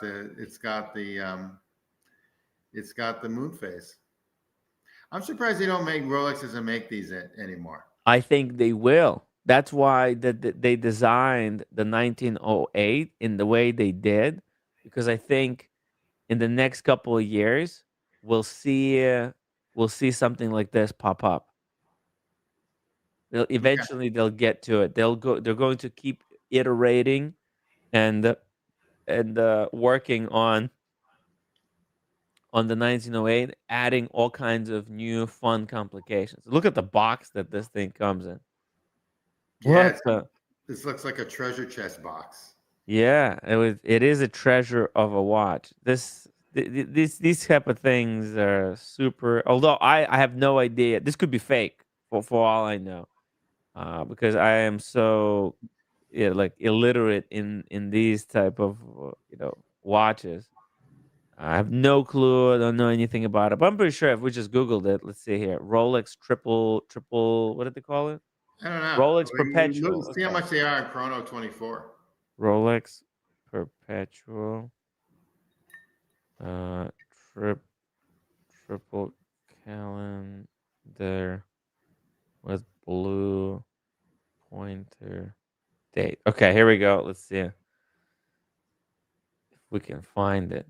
Here we go. Hodinky in-depth. There's an in-depth article on these watches. Oh, that one's gorgeous. Look at that, right? Oh yeah. See, yeah, Rolex does make stuff like, oh, these are super mega impossible. With the stars, these fetch in the millions. Okay. Yeah, that looks really nice. Yeah. Oh fuck. One of these just recently sold for. You see this one right here? Here, hold on. I'll show you. There was one, I think, on Phillips. No. Monaco Legends auction. See, oh yeah. Look at this. Here, let me just skip to it. I think it was like lot. It was near the back. Let's see. No. Further back. Oh, there it is. Look at this. This thing sold for $5.3 million. That's incredible. Holy shit. Million, bro. You know what? It'd be interesting to see if Rolex makes a complication watch. I mean, they do have it with the Land Dweller, right? The Land Dweller is a perpetual in its own way, right? No, it's not. Land? What are you talking about? Not the land. Yeah, the Land Dweller. That's a perpetual. It's got everything. The Sea Dweller. You're talking about the Sky Dweller. Sky Dweller. Thank you. Sky Dweller is an annual. Oh, I think it's perpetual. Annual. No, it's an annual.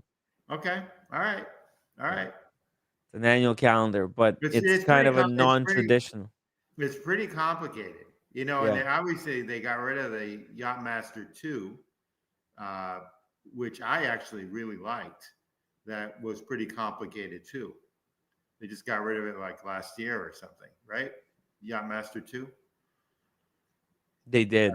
It's discontinued. It used to be the I most. Actually liked them. Everyone hated them. I liked them. Okay.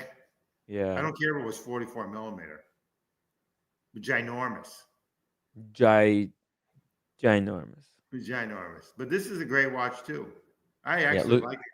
I'm sorry they left the Yachtmaster 2. But anyway, let's just move on from that. Look at this. Mondani. This is Mondani Oriental Hotel du Rhône first series. It's in 2006. They wrote these books for. Oh, this is the Antiquorum Auctioneers since 1974. So they've been archiving this stuff. They had the rarest of the rare stuff going through them. Yeah, $5 million for this solid gold dance. Who would have thought? even the bracelets, even the bracelet on that is nice. If they brought back that bracelet, it'd It be looks nice. like a land dweller bracelet, to be honest. It does. It Right? does. Yep. And even they had diamonds back then, and those are probably real diamonds, not zirconia that they put in now. Yeah, that's this Fake even lab stuff. worse. The lab, yeah, the lab grown diamond. That lab is such BS, to be honest. So But much it cheaper. So much cheaper though. So much cheaper. mhm. It is incredible. But it's so wasteful because the thing is even the real diamonds, they're not even rare. It's all marketing things. So then Yeah. De but Beers. because it's it's all marketing All De and Beers. it's such a monopoly, Yeah. right? That they developed a technology to completely useless technology. They're Maybe hurting. they'll use the diamonds in some kind of other like Well, that's industrial what I'm purposes. concerned. That's what I'm concerned about when they have the diamonds on the bezel for like the Rolex rainbow and stuff. I mean, are those real? Are those real stones, or are they like made in the lab On the Rolex? on the Rolex? I Are they think they're made in the real. lab? Okay, yeah, they're real made lab stones, though, probably. No, well, no, I don't think so.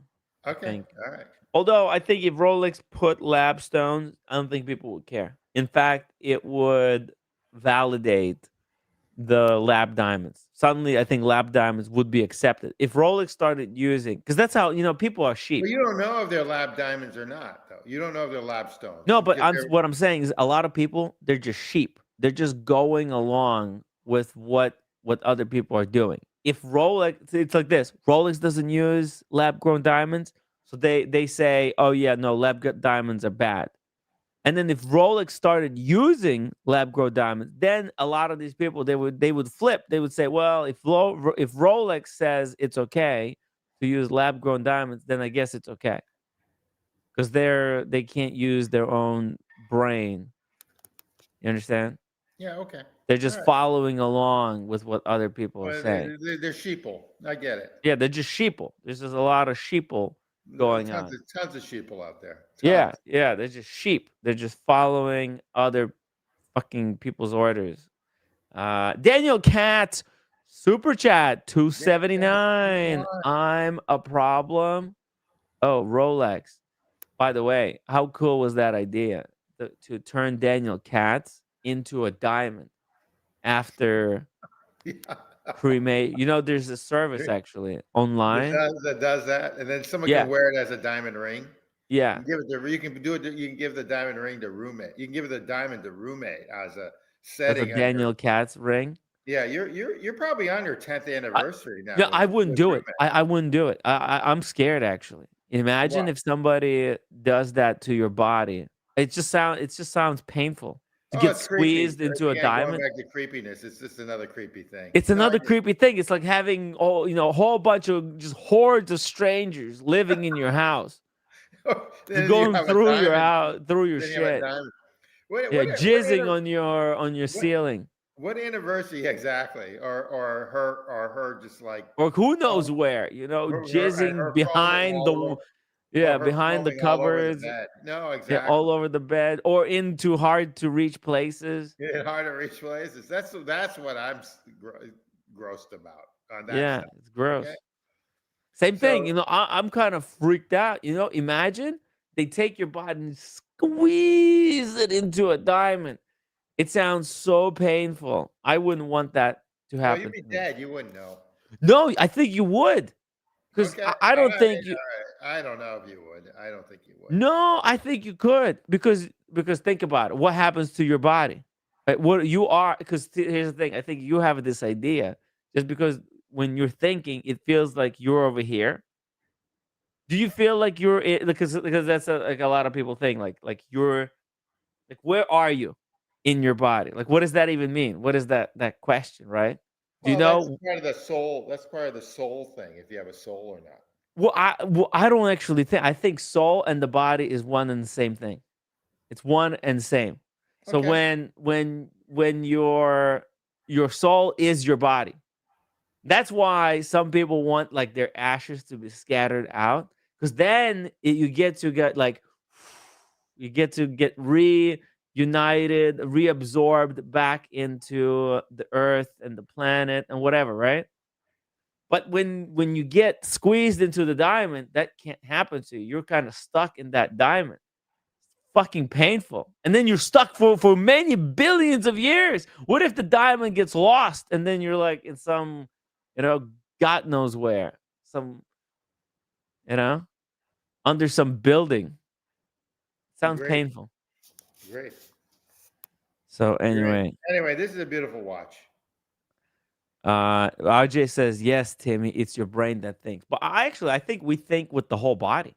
I think it's not just the brain that thinks. Brain is part of it. Brain is, it's a small part of the thinking, but like your whole body. Think about the athletes, right? Think about how athletes when they play sports, right? When we were watching what's the footballer we were watching yesterday? This is soccer. Soccer, yeah. Yeah, soccer. I used to play soccer. Well, Maradona. Maradona. When Maradona plays soccer, okay, is he thinking with his brain or is he thinking with his whole body? I think he's thinking with his whole body. Like look at the way he worked, and he's not even thinking with his own body. He's also thinking with other players. Look at the synchronicity. He's thinking with other players on the team. They're in such state that they're all working together. It's beyond just one person. He's not even thinking with his own body. He's thinking with where his teammates are, and they're all synchronized. Look at the synchronized swimmers, right? The goalie made a mistake there. He should have stopped it at the cross, but that's okay.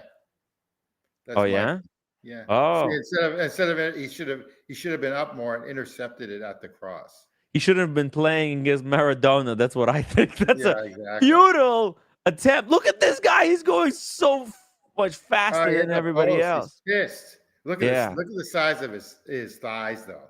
Yeah. It was interesting. Jacked. I was one time close to Serena Williams, a tennis player.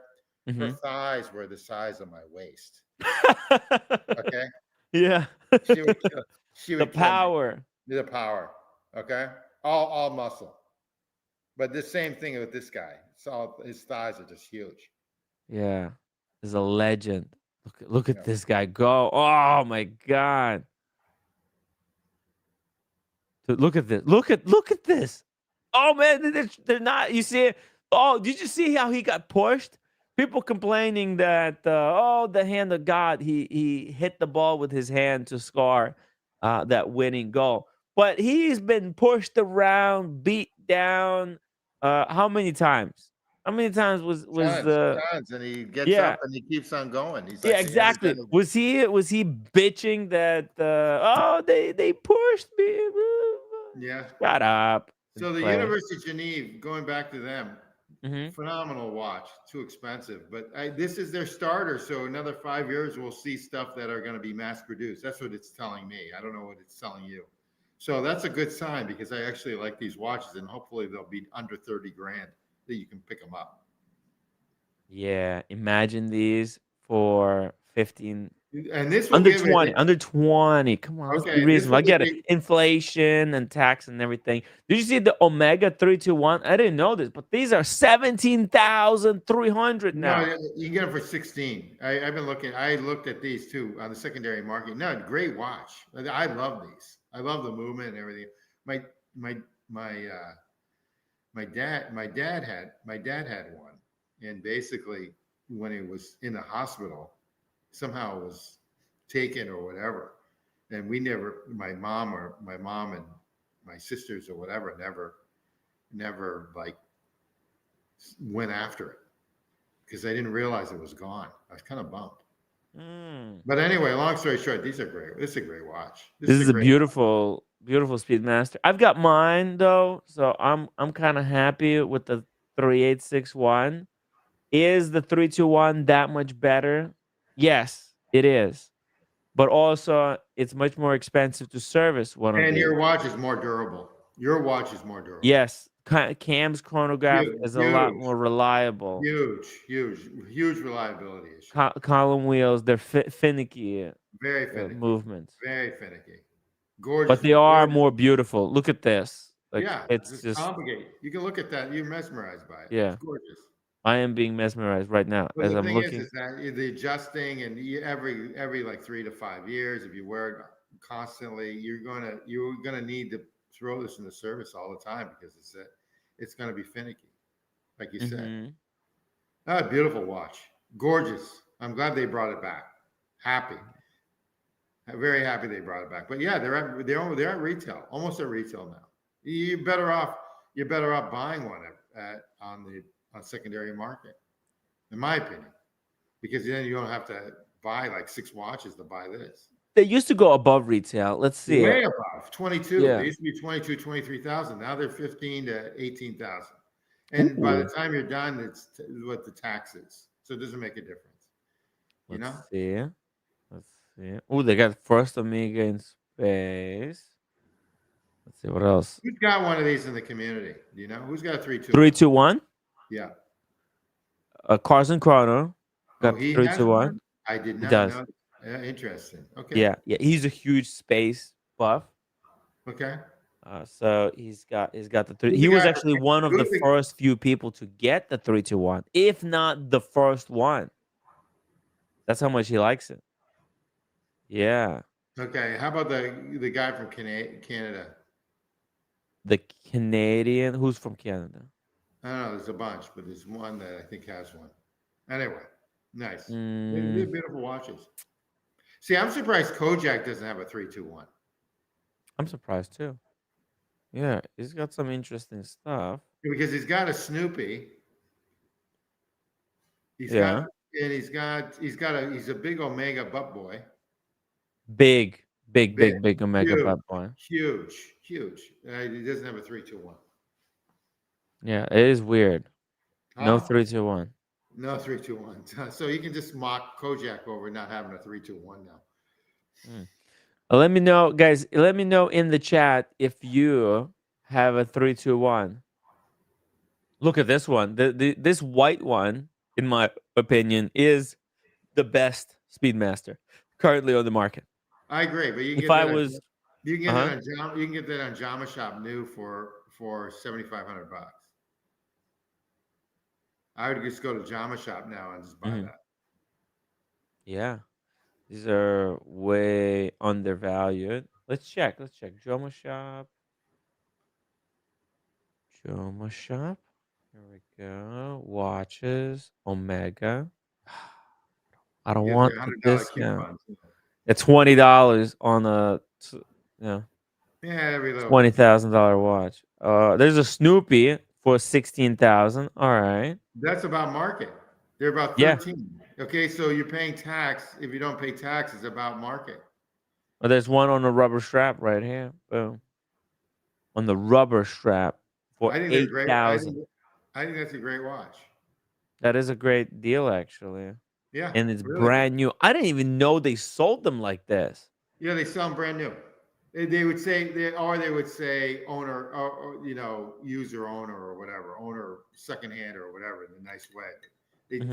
Next to it they say new. It's strange that I'm saying I didn't even realize they were selling them on rubber like this. Oh yeah. I like it in rubber. I get it in the bracelet and change it to rubber, but I like it. I like it in rubber. I like rubber as well. That's why I bought the rubber strap for mine and wore it actually exclusively on rubber for a year until I was able to get a bracelet again. And I'm happy with my bracelet now. That's a great watch for the money. That can easily be 15 grand, like Jaguar Cultra does, and everything else. Yeah, that's a great watch for the money. Yeah, with the sticker there on the back, everything. Brand new. What you're gonna lose though, you're gonna lose the warranty, I think, directly from Omega, which I think is a big deal. Well, you get the Joba Shop warranty, right? And these are so reliable. You don't really. I agree with that too. It's a great. It doesn't matter. It's a great daily watch. Let's see. Let's see here. Let's do. Let's see here. Watches. It's a great daily. Oh, let's see men's watches. Let's see what's going on here. Ooh, They have Tissot PRX 33% off. You got Aquaterras too for like $4,000. They're great deals. And they're going to be more like now because they're going to be dumping them in October. So now it's November. They're going to be dumping. ADs are going to be dumping them here. All the New York boutiques. This is where they get dumped. A lot of stuff is getting dumped. Look at this one. The carbon is being dumped. See, that's why I said do not buy Damascus above retail or at retail because right now the new Damascus came out. That's a good looking watch. Yeah, and it's carbon Tissot. That's freaking cool. If you wanted a carbon watch, how much is retail for that? 1,078. They're selling it 27% off. Yeah, brilliant. And if you call them, you probably can get it cheaper. They'll give you probably another 5% off. Nice. You can get that $20 coupon as well. Yeah, $20. Yeah. Yeah. Yeah, you can do that. Yeah. Let's see. Hey, but I got to tell you again, we have missed a lot of new watches from these brands like Ulysses Nardine, Jaeger LeCoultre. Oh, you got Cats on. Oh, speaking of discount divers. This is pre-diamond look. Yeah, the pre-diamond look. Hi, let's see it. Nice polish. Daniel Katz got polished off. How's your bezel doing? The bezel, I'm not sure where it is, but it's doing fine. Look, I want to address whoever it was. Deepak Chopra, who is a well-known endocrinologist from India, but he made it big on alternative thinking. Take what you will with it. But who's this? Alternative thinking. Oh, okay. I don't know this. Okay. Well, look at Google will correct you. I'm not good with the spelling, but Deepak Chopra or Chopra, he's made a lot of funds on his alternative stuff and call it just a money thing. The Deepak, let's see. I'm Indian American author. It's Deepak, Deepak. I'll send it to you. Okay. I got it. I found him. You got it? Yeah. Okay, so he was an endocrinologist, but he was also in Ayurvedic medicine. And his belief, but also I think even the allopathic medical profession accepts some of the idea that there's, at least some of them, that you have intelligence with the brain, obviously, but there's, following what you just said, Tim, there's a body-mind intelligence in every cell of the body, and that interconnects like a symphony. There is, with the help of positive thinking, even what you call placebos or certain things, someone actually believed that they were operating for a heart thing and their heart improves. It was proved in certain tests in the 60s. Laugh at it as you will, people in the live chat. But there is maybe some truth to it that there's an intelligence, a body-mind intelligence with every cell of every organ in the body, that's including the skin. So there is potential to correct things when you think it all is lost sometimes.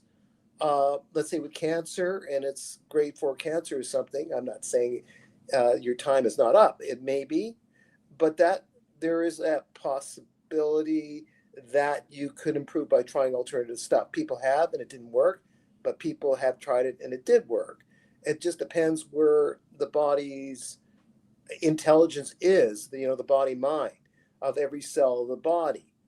Do I know anything? Not really. But Deepak has been around for a while. I don't think he's a snake oil salesman. He's made a lot of money with what he does, but he was involved with good causes over the last century. I actually met the guy at a talk, a book release, and some guy blew his top at him. Some guy, because he was in pain about something. It was at a mall. And the way Deepak handled it, like he was just, when someone blows his top and you just try to calm him down and try to look into himself, like it was really neat how the guy talked to him like just another human, not as a famous person, but just as a human when he met this guy who was trying to tell him off or something. But he was going through his own pain. As far as making me into a diamond, folks, Yes. I'm not a religious guy, but I'm a little superstitious. So the idea is the body goes into the grave with nothing. You don't carry your watches with you, nothing. Well, why? I don't know the details, but it's about the humility of that you're not you're Just humility. well. Hold on, that you move on. Anything related to your physical self moves on. It just does. Why do you think the so? soul, hold on. I don't have proof, Tim. Okay. I just think that it sounds good. It's in the books and whatever. Tim G, I can't defend it right now in the Torah, in my tradition, anyways. But I think to some extent, it's in the other religions that, or spiritual movements, that our body moves on, our soul moves on. We have a soul. Well, you could, but what if you still there, but in another energy? Well, but I think wearing a Rolex to your grave, it's fine. I don't think because your body will decompose and Rolex will stay behind. I don't think you can take your Rolex with you to the afterlife. This Cactus Jack had a comment there. It was kind of funny. Cactus Jack. But anyway. Cats in ancient Egypt, they did the opposite. They buried all the expensive stuff with them. Yeah, exactly. Yes. Yeah, that's you see, true. There's two beliefs. Yeah, you see, there's two beliefs. Yeah, there is a belief. There's people who believe they want to bring all their shit with them when they die. That's true. But that's true. I went to Egypt and I saw where the guys their favorite artwork, their expensive stuff was buried with them. I can't remember the reasoning behind it, but I think they also believe at the end of the day that the soul moves on. They're just doing it differently. I'm not going to carry. Well, but what's the logic behind it, right? Like because I've been trying to figure it out. It's about not owning stuff, I guess. It's about moving on. It's the soul moves on to another purpose. It's not about acquiring and holding on to physical things. Now, I'm not knocking the Egypt because Cactus Jack is right. They had, but for other reasons, their stuff with them. Well, what's the reason? I don't know. I have to look it up. If you I think they were afraid because they were so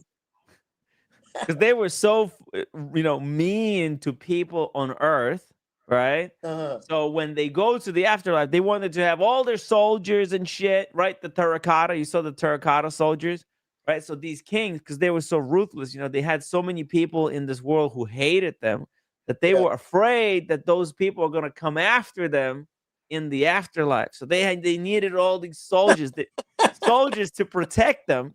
Because they were so afraid. They were like, fuck, I'm like, here, Tim, it's like, here they got all this power, but later on, they might not have all that power. You're really creative. We can literally have a Substack doing this crazy argument about, is it like what, or this is life, is it? Or something like that. And we'd be talking all this crazy shit. But we can continue this conversation because we're sharing the same effing bedroom, 2 beds. Oh yeah.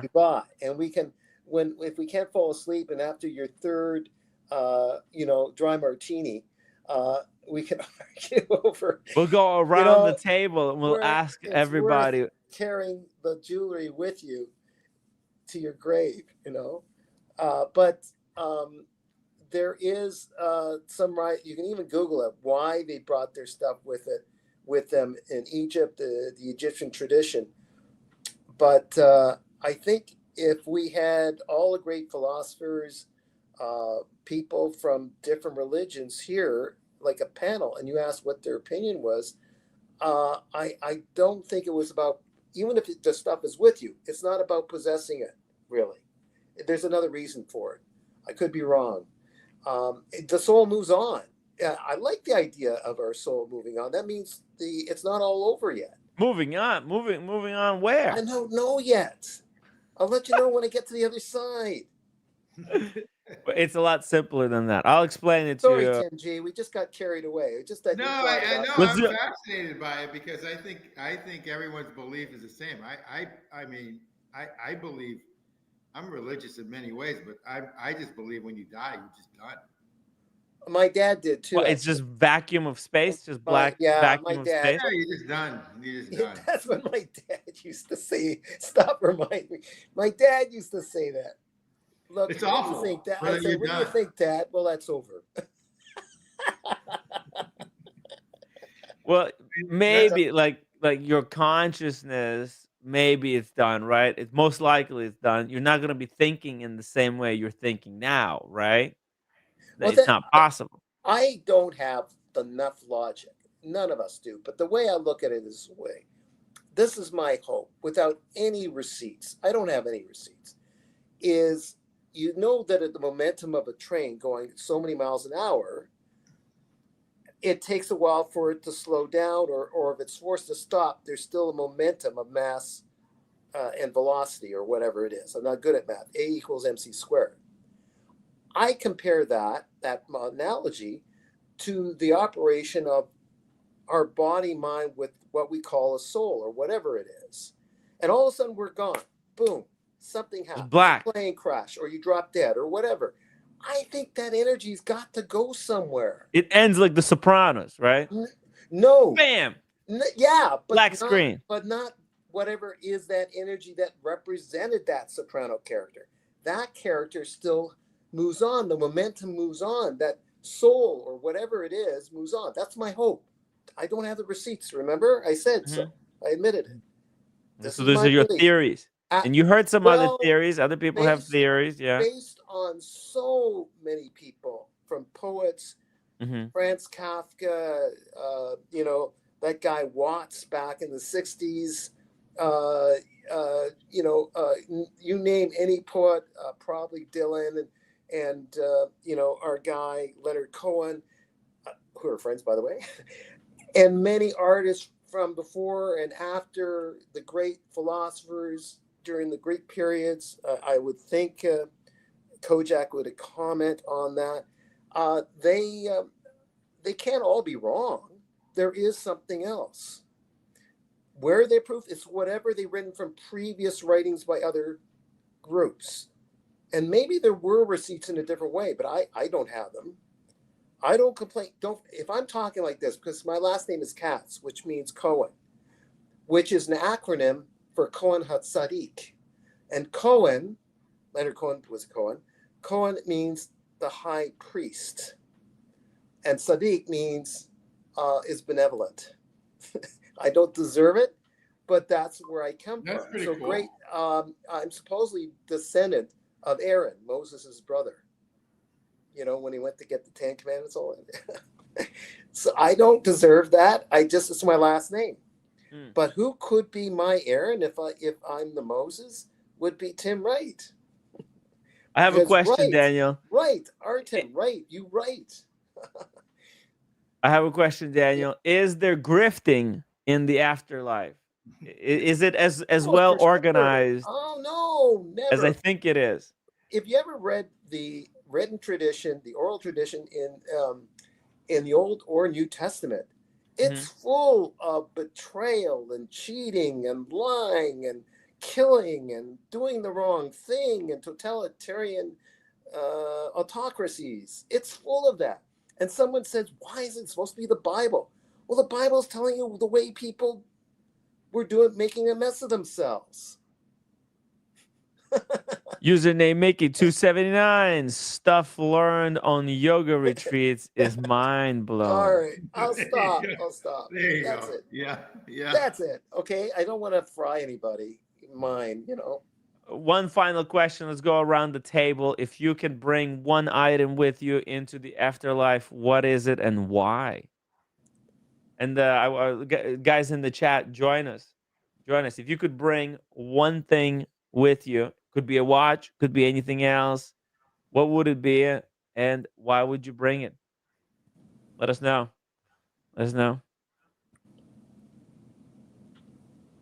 What do you think, Tim? Who wants to go first? Tim or Daniel? Raise your hand if you want to go first. You can go first. Me? I'll go first. Go ahead. I already know. That's an easy one. What?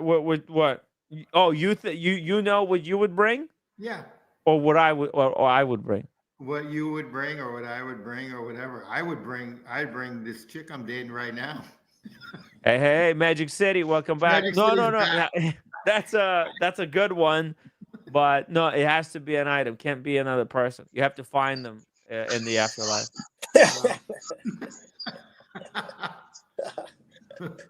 Oh, then Whoa, what are we talking about now? We're talking about if you could bring one thing with you into the afterlife, what would it be and why? Oh, so easy, my wife. No, I just told Tim G that you can't I bring bring this hot your chick. significant other. You'll just have to Oh, wait for okay. them and Okay. find them in the afterlife somewhere. Okay, my Jacob and Co. watch. The Jacob and Co. The Epic X. Yeah. The only problem, once it breaks, you can't get it serviced. Or maybe one of the angels can do it for you. Yeah, we hope so. Okay, that's pretty cool. Jacob and Co. Jacob and Co. Really? That's the watch that means the most to you. Why not the 321? I think 321 would be cool as well. Maybe it's too common. Okay. That's too much memory. It's a good memory about that watch. Oh, the Jacob and Co. Yeah. Okay. Yeah. Cool. What about you, Dan? Hopefully, if I manage to write something decent, I'd leave writings, physical writings on things. You would bring writings with you, right? So to pass it on, yeah, like the baton, about or warning, be aware of the Ides of March, that kind of thing, or something in poetry. Bring a book. You would bring a book, or a book of stuff I wrote. Oh, okay. Of the stuff that you wrote. You can keep writing whilst you're there. Nobody's stopping you. Oh, you bring a blank notebook. You can finish there, by the way. No rush, Daniel. Just bring an empty notebook, clean notebook. No, and then you can borrow a pen from St. Peter. If I'm put in a tomb or I'm put in whatever, then if someone digs me up, there it is. For someone to take it, oh, look at this, they say. And they maybe take it and for the living after me, something I wrote. But that's true what you said too. Yes, I can take a notebook with me, representing moving on and writing on something. Yes, if my soul is able to do it in the afterlife. If there's such a thing as reincarnation, where you come back to resettle your score, to get it right before you move on. To exact vengeance on your enemies. To come or whatever. What? No, not that. That you've been seeing too many movies. No, that's possible. I think it's true. There is it's called like karma, right? That's just what it is, right? It's a way that people come back at you that you wronged them or by whatever. The way, the universe. By the way, answer to Cactus Jack. I give up my gray hair, okay? Which body part would you give up to live forever? Oh, I don't want to live forever. That's too long. It's too long. It sounds boring. Yeah. You're not gonna believe this, but if you can hold on for another 10 years, Cats or me or whatever, you can live until 120. They're gonna get rid of a lot of these diseases, supposedly. Matt says he's heard some of the stuff you wrote, Daniel. You just leave it behind. That's pretty funny. Yes. Touche, Matt. Well, he said he's working on it, but he's got some good drafts that he needs to fix up a little bit. He's workshopping it right now. Come on. That's right, Matt. That Unbelievable. My spokesperson, the guy that butters up my mistakes, Tim Wright. Interesting stuff. Yeah, I'm thinking right now what I would bring, and I don't know. I don't know what it would be. You can bring a Labubu. Bring a Labubu, right? The love Labubu. Yeah. Oh no! Oh no! You can bring a Labubu. What messes with that? It's on the bag. What messes with that? Yeah. There you go. It's on the back. I could probably meet the designer of the Labubu later down the road as well. Yeah. He just made, you know, that he just made a special Labubu for the Apple CEO. And you know, he sports a Audemars Piguet like jumbo. Look at this. Well, Tim Cook got his own personal Labubu. What a flex. There you go. Jesus. Check it out. Check it out. Hold on, let me get a high definition image here, so you guys could see it. Let's open a new tab. It's huge. Look at this. Boom. They were talking, and he made one for him. Look at that. Looks exactly like Tim Apple. Tim Apple. Well, that's what Trump called him, right? Tim Cook. Yeah. Was it? Is it Tim Cook, right? What's his name? I don't know. Yeah, Tim Cook. Trump called him Tim Apple. Tim Cook. It does sort of look like him with the glasses, obviously. Right? Yeah, he's been Labubu'd. He's been Labubu'd. Yeah. That's a genius. Oh, and he made a hand drawing for him on the iPad. Apparently, that's what the Labubu designer works on, right? There would be no Labubu if it wasn't for the iPad. You see? Oh, and the guy, look at this. The guy wearing a Patek Philippe, by the looks of it, like a perpetual calendar. See, here, let me show you. This guy. I don't know who he is, but you see that right there? It looks like a Nautilus. Yeah, that's a Nautilus perpetual. Yeah. Holy shit. I don't know who that is, but yeah. Co-executives? I don't know. Look at all the different Labubus there around them. Wild, right? Totally wild. There's like 1 million of them. Yeah. Me and the roommate, we were looking at more Labubus. They have this big one for $240, and the roommate was trying to convince me to buy it. I'm like, come on, man. It's outrageous. I don't need it. And yeah, I have my Labubu for life. I got one. I'm done. One and done.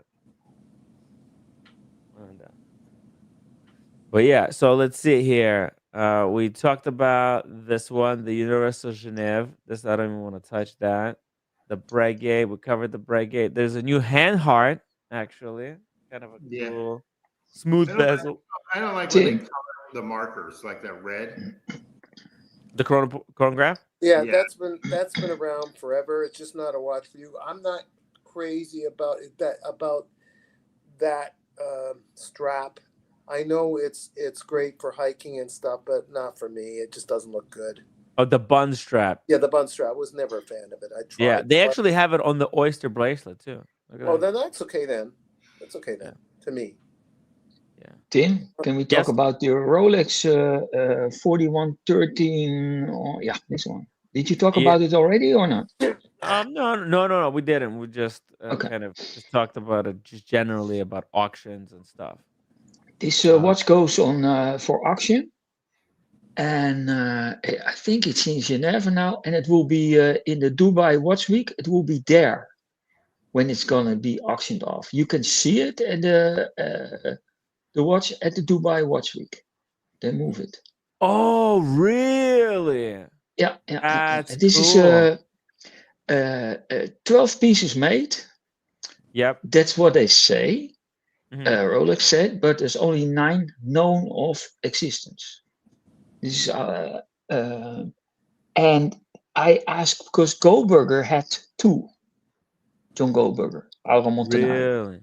He had 2. He auctioned one off 2 years ago, and he got 3.2 million euros for it.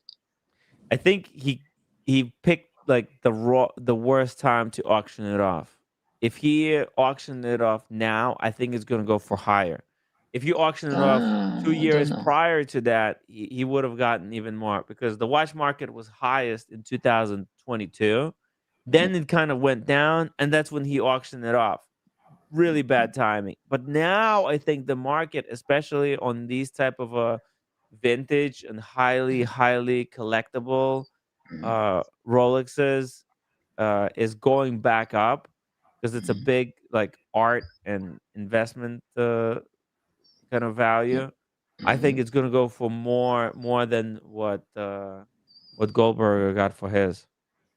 Okay, because this the one auctioned off 2 years ago was the one he opened with the butter knife, the famous watch.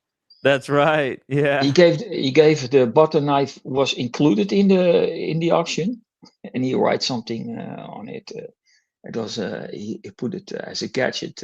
He put it with the watch 2 years ago. So I asked, a few days ago, I got aware of this auction, and I asked John Goldberger. I said, "Is that your watch you're gonna auction off? Your second watch?" He said, "No, it's not my second. It's not my watch. It's auctioning off." But what I know that is inside information. There are 9 what they know there are existing. Rolex says there are 12 made. They were made for car racing in Sicily. So most of them ended up in Italy from the 12 or 9, and some in the UK. What I know is that Goldberger had 2, but another Italian collector, I cannot tell his name, has 4. So Goldberger and this other collector has 6 of the 9. So they are in charge of the market now. They are very well after it, and I think the one is going to auction now is from the other Italian collector. So I'm curious what they go, what the price will be. Wait, stop right there. That A-bell interests me. We'll talk about that one in a second. So this is here. This is him opening the movement. By the way, right there. That's the butter knife. Yeah. There, and he took it off. He shows back. He did it with a 3.2 million euros watch. He just opened it with a butter knife like that on the table, on the restaurant table. Yeah, it's a Bergeon butter knife, though. Right? Ooh. And look, they're having cheeses and wine. Amazing. We should do something like this here on Sunday. Have some wine and cheese selection. Maybe that's what I'll do this Sunday for dinner. There he's like showing different parts of the movement.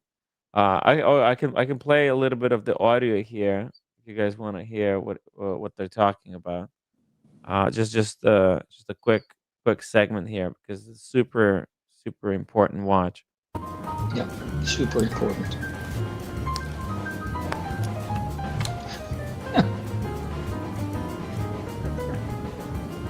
The stainless steel back with the reference. So this is a Valjoux with a 55 BBR. You see the Rolex name on it. Wow. They This made stamped 12 Rolex. pieces, and known are 8. There are still 4 unknown. So they're somewhere out there. Somewhere. Since then, I guess one additional one was found. Yeah.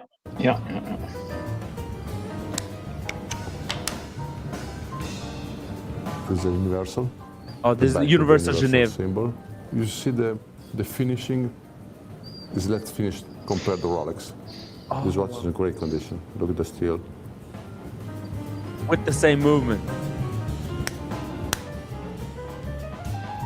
Something we haven't talked about yet is your books. So how many books have you read? So just that's his trick, eh? He write books about the watches he has, and then he published the book, and then after a while he auction off the watches who are in the book. It's a smart business model. He's kind of influencing old school by a book, not by YouTube or social media, but by writing books. He tried to lift the value of his collection. Yeah. Very clever way to do it, right? He's a genius in that sense because Yeah. it does take a certain level of like genius to come up with that idea to do it, that you could do it, but then also to find the right product, the right watches, because like to get two of these watches he had to have bought them.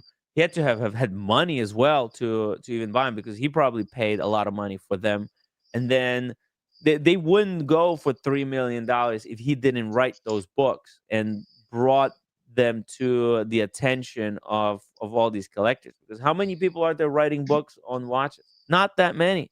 Now everybody's doing all of these posts and stuff, but internet is going to be useless in a couple of years.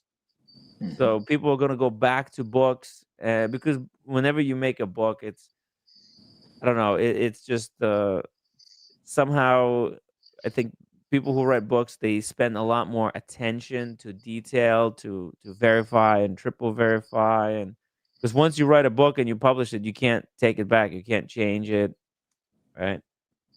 Yeah. So he is a genius. But Auro and Johnny is they are two friends, and they started hoarding these watches in the 60s and 70s and 80s, 30 years, because his friend Johnny was into the vintage. He had a vintage store, and so he was. They were buying everything, and let me put it this way: some people put money in the pension funds, and they put their money in watches, and they hoarded it, and they kept it, and now they have a good life from it.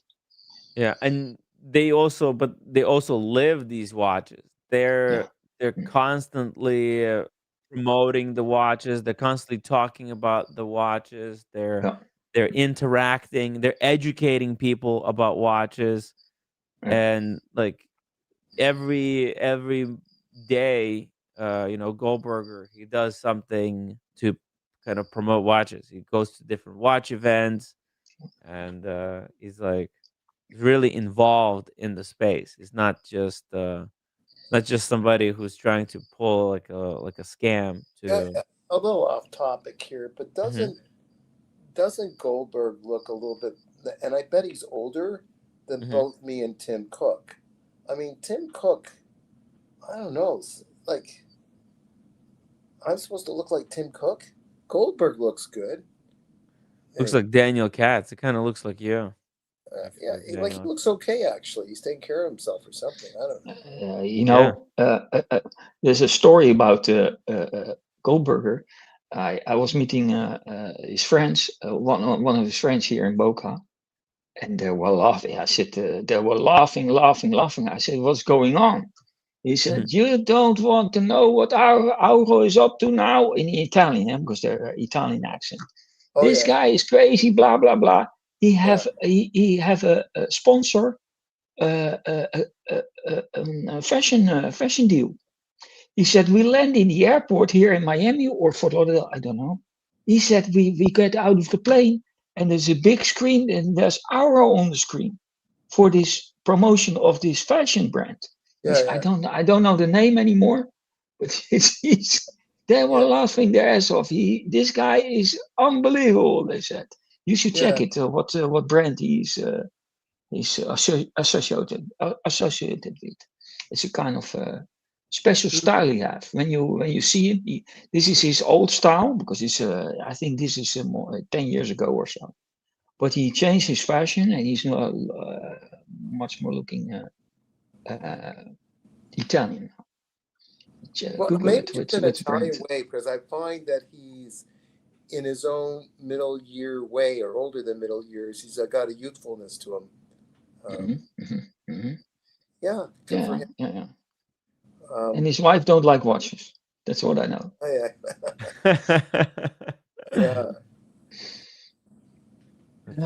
His watches are maybe over $1 billion. Yeah. Let me put it this way. He says his appetite is bigger than his pocket for watches. His appetite is for new non-stop buying watches is bigger than his pocket. So Goldberger or her? Yeah. Goldberg. Oh yeah, you were going to tell me about that watch, the square watch that he had, Goldberg, right? Tim, weren't you? Oh, this one. He Okay. scanned through it. It was a nice looking piece, actually. Yeah, let's see. I started getting addicted to tank type pieces. Oh, it's a Patek Philippe. No, there was another one, not that one with the big numbers. Okay. Oh man, this Patek Philippe looks like Frank Mueller. And Yeah, this is like probably from back in the day when it was okay to like rip off each other's This watches. is exactly what Frank Mueller looks like. Yeah, that's Right? the one. Right? Wait a minute. No, was it this one? This one. This is a Breguet actually. Look at that. Oh, yeah, okay. Yeah. Oh. Let's see. What does he say? It's a about this very one? unique watch because it was manufactured by Breguet in 36 perpetual calendar with the moon phase retrograde. Perpetual. So does Breguet know about this one? Non think so. It's a unique piece. This is like the Patek Philippe movement because Patek Philippe makes this type of a retrograde movement actually. Yeah. Right? They still make it to this day. It's a lot of people. This is like their least favorite perpetual calendar. Yeah, like this one right here that they even have on the display. Looks like they, Breguet is one of the most influential watch brands in the world, and they don't get enough credit. I think it's like this one right here, doesn't it? Just square.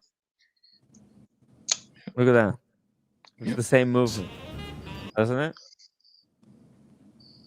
Yeah, beautiful piece. Yeah. Really nice. So this is the guy that apparently Cactus Jack says, Sandro Frattini. He is an Italian mega collector. His watch is worth over $1 billion. Let's see. Let's watch this video real quick. $1 billion in watches. Holy shit. Sono Sandro Fratini. Mi ritengo un imprenditore sui generis perché oltre al profitto unisco la passione. Ci troviamo all'Hotel Orologio a Firenze, in piazza Santa Maria Novella, dove ogni particolare parla di questa mia passione. Oh shit, look at it. This is his hotel? Durante la mia prima comunione un amico di famiglia mi regalò un orologio che era un Longines e da lì, guardando questo movimento, questo ruotismo, è nata la mia passione. Grazie poi alla collaborazione che ho avuto con Cristi ho potuto realizzare il mio libro, My Time. Per fare questo libro ci ho messo tanto, perché ho speso 10 anni della mia vita per pensarlo, eccetera, anche perché ero molto combattuto sugli orologi, da ammettere, perché ho dovuto fare una selezione.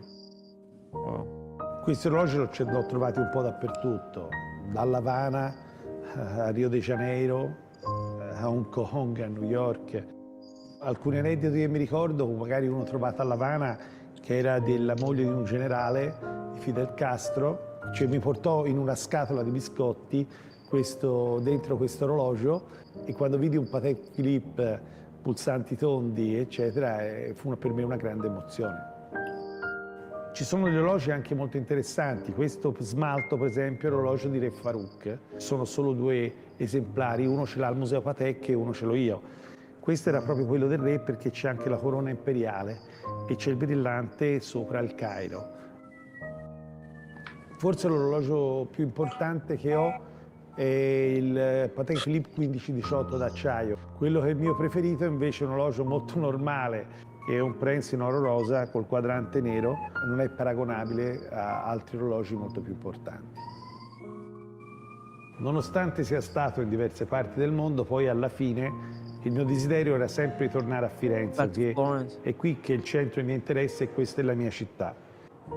Vi saluto con 2 parole. Yes, please.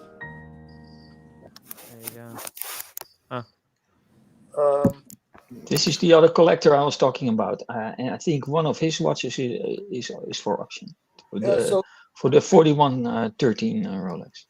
So Magic City, he owns the hotel, or he owns the chain, or what? I don't know. Okay. Let me look it up what he does. Sandro Frattini. It's not important, net actually. worth. Oh shit. Okay, here we go. He's obviously successful. Whatever. That's a Large. couch. That Tim, that couch he has, it's even prettier than roommate's couch. There you go. Wow. Yeah, I know, right? His collection is probably. Cactus Jack is very, very well. Cactus Jack is very well informed. Cactus Jack knows his shit. Yeah. Who's that? Who's that?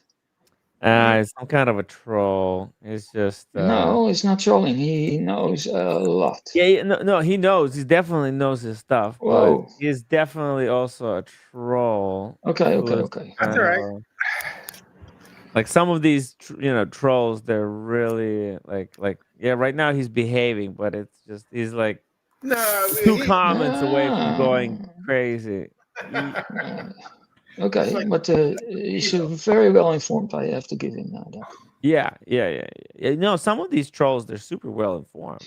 Yeah. It's probably I probably know who this is. I think everybody knows who this is.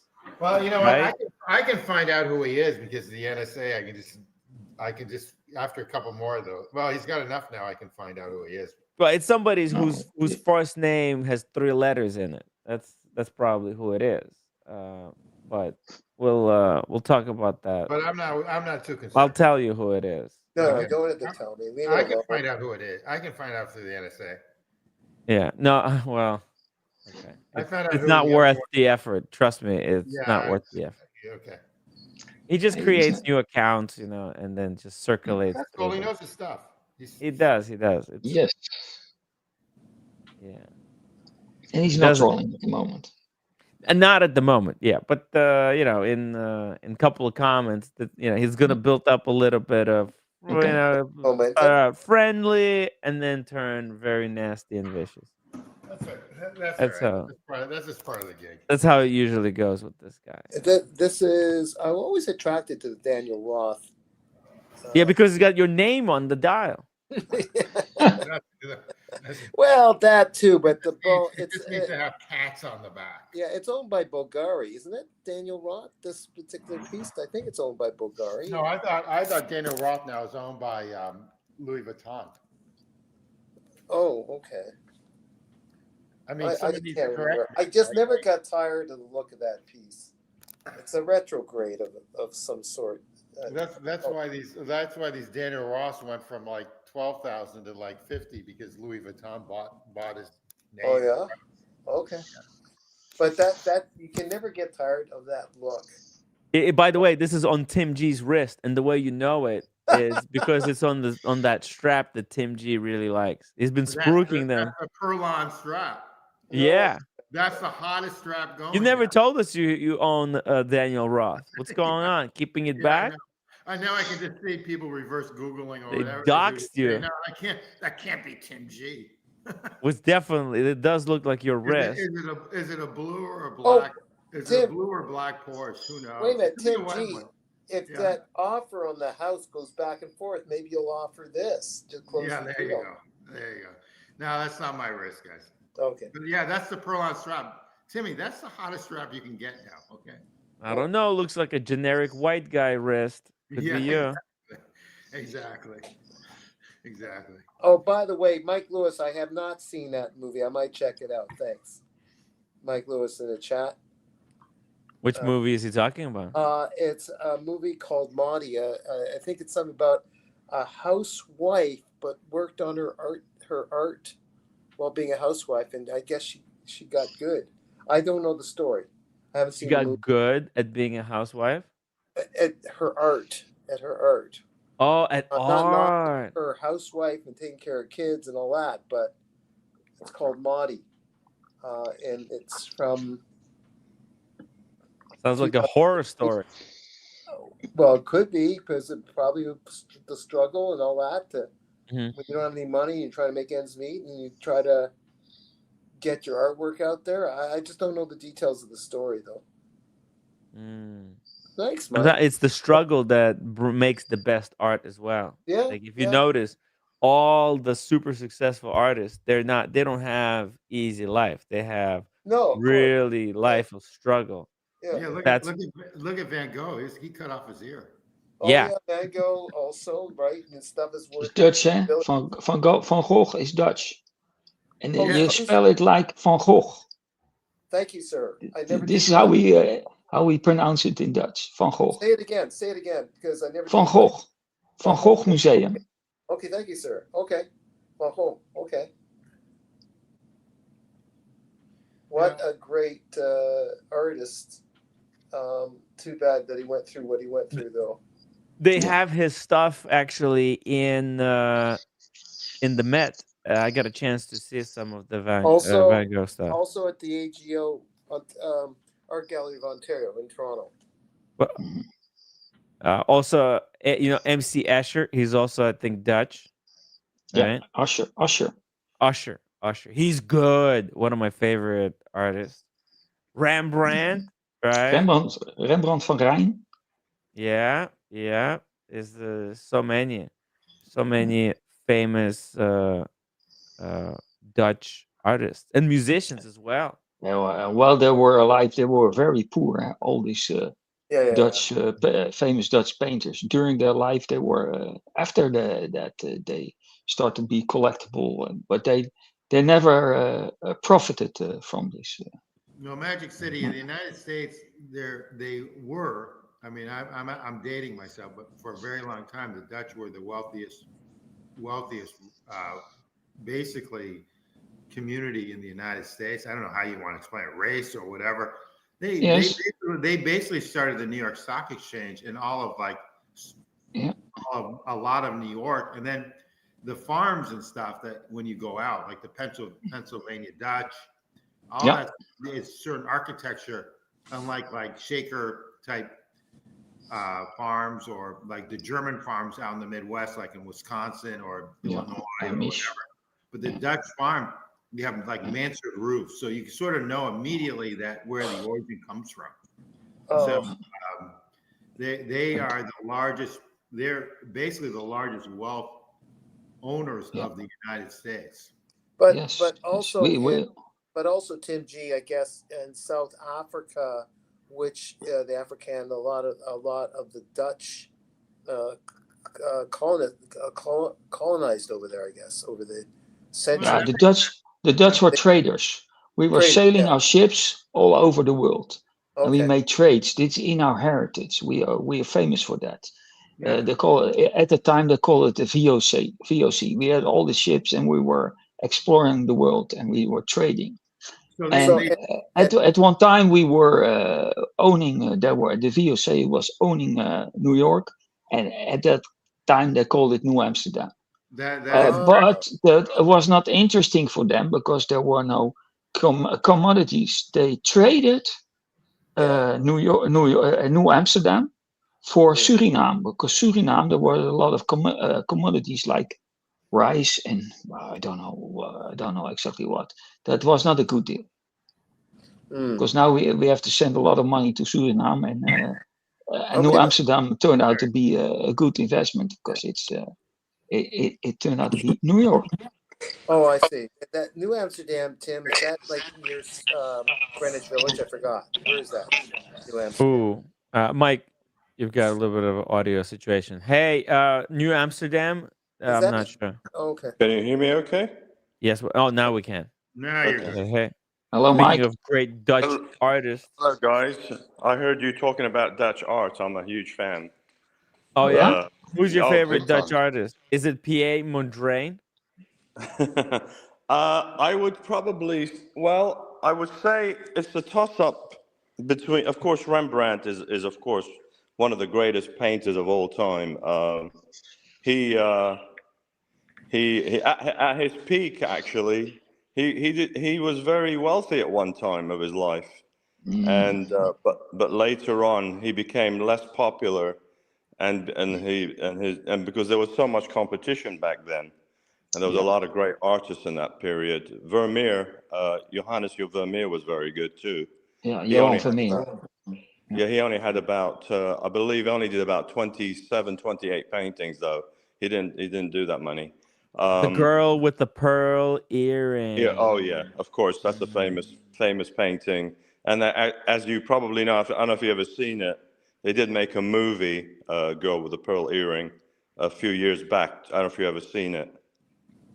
Do you remember that? No, I haven't seen it. Never saw it, but I heard about it. I just never went. So. I highly recommend it. It has Scarlett Johansson in the movie. She plays the girl. All right. Wow.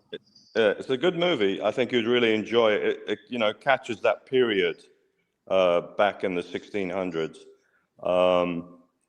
There was. I mean, back as Tim G was talking, that period of time, the Dutch were probably one of the most wealthiest countries, with the Dutch East Indian also company, who were very, very wealthy and made a huge impact in that period of time.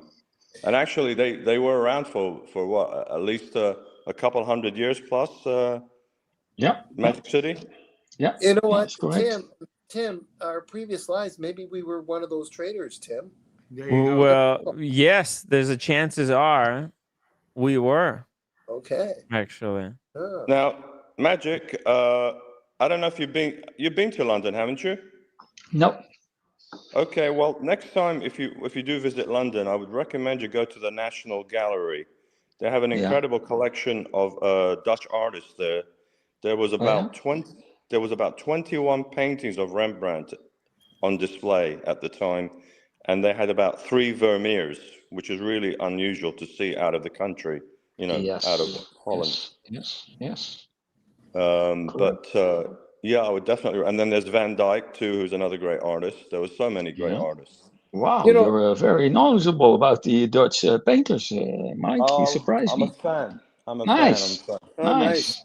I'm a fan of the Dutch period, and I'm a fan of the Renaissance period too. With Michelangelo and Da Vinci and Raphael and all those. And Mike, slightly off topic, Mike, but I'm just asking if you remember Helen Mirren played a Holocaust survivor who just before she made her escape when the Nazis came in. I know the movie. You know the movie where she gave the painting to some friend, but somehow the painting was acquired by a gallery, and she had after the war she tried to fight the gallery. It's based on a true story. Yeah, it's based on a true story. It's a very good movie. Yeah. I enjoyed it. It was the artist was an Austrian artist. I'm trying to remember his name. I went blank a little bit. Very famous artist. He did The Kiss, which is a very well-known painting. And the painting, I know you exactly what you're talking about. Gustav Klimt? Klimt, yeah, Klimt. Klimt, Klimt, that's it. Oh, that's right. Yeah. And he did an actual famous painting of her, of this particular person that is supposed to be about the movie. Yeah. And the Nazis stole it. And they stole a lot of art, of course, throughout Europe. Yeah. And thanks, Klimt. Rich. Okay. And it's a very good movie. I highly recommend it. I forgot the name of the movie, but it is very good. And the other one I was talking to, I watched it last night, was this movie called Maudie. Yeah, I looked it up. It's about a famous Canadian artist from Nova Scotia.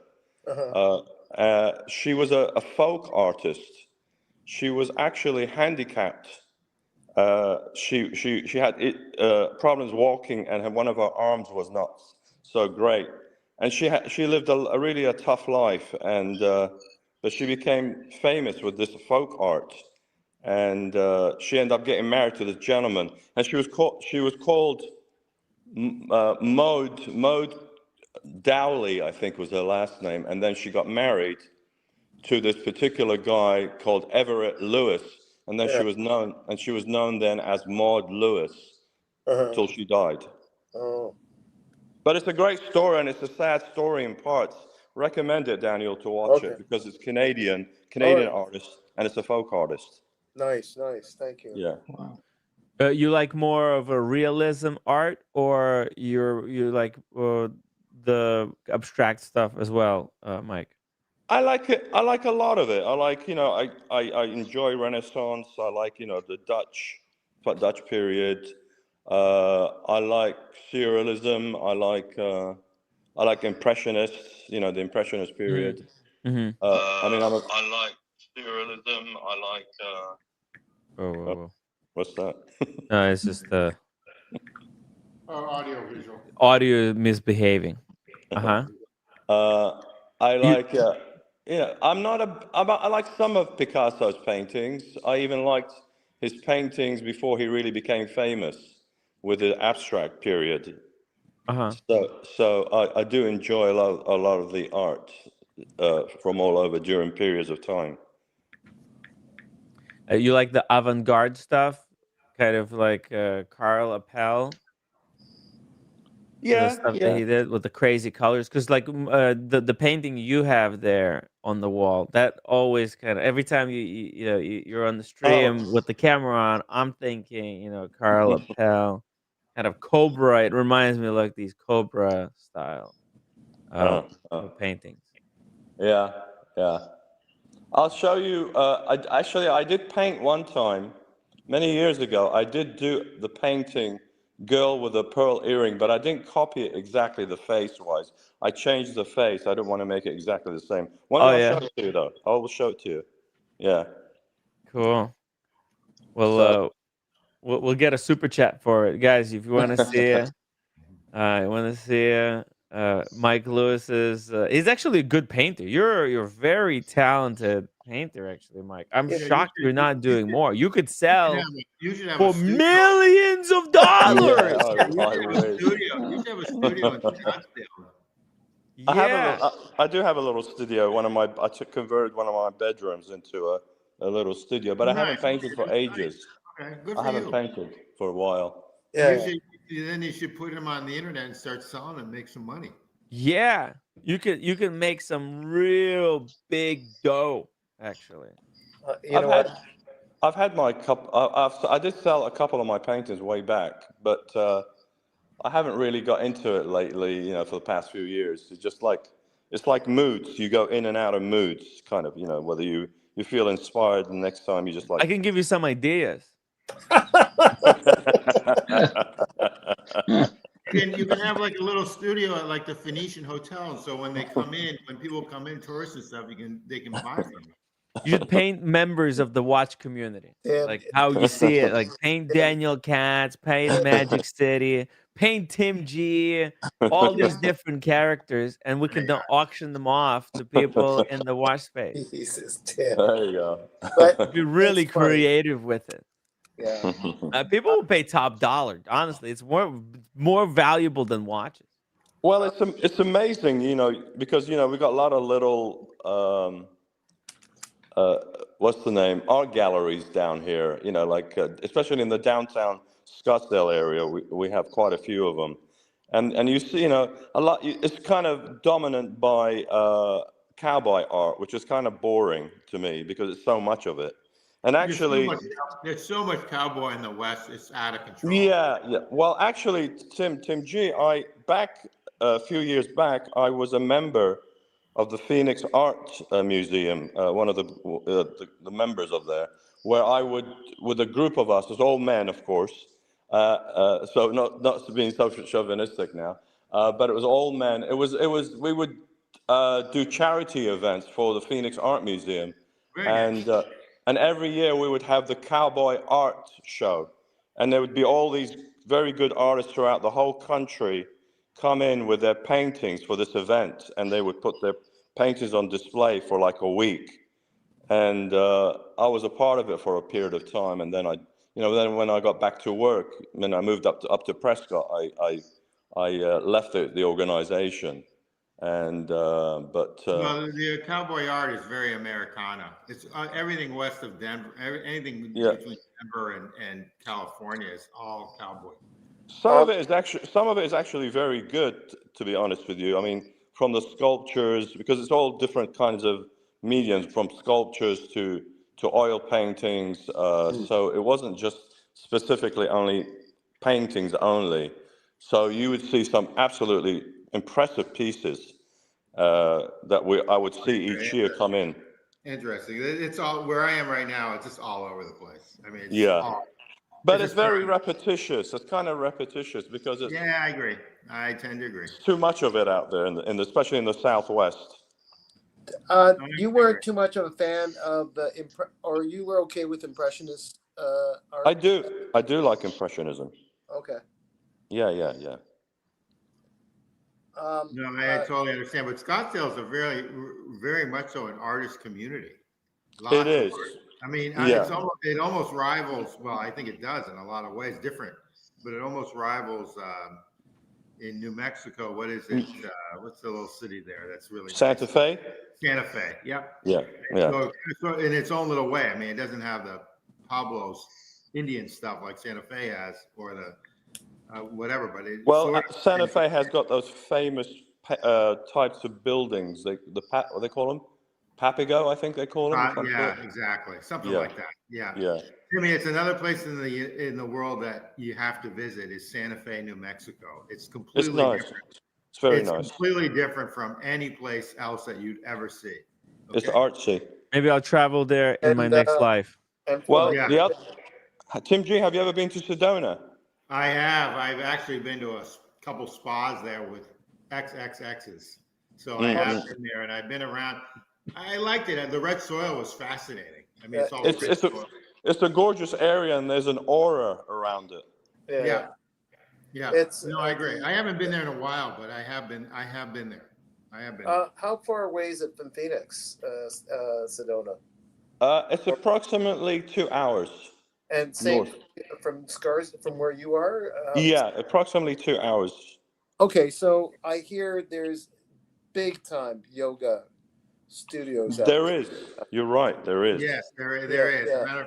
Matter of fact, someone who I dated a long time ago, that's what she did most of the time when she was there.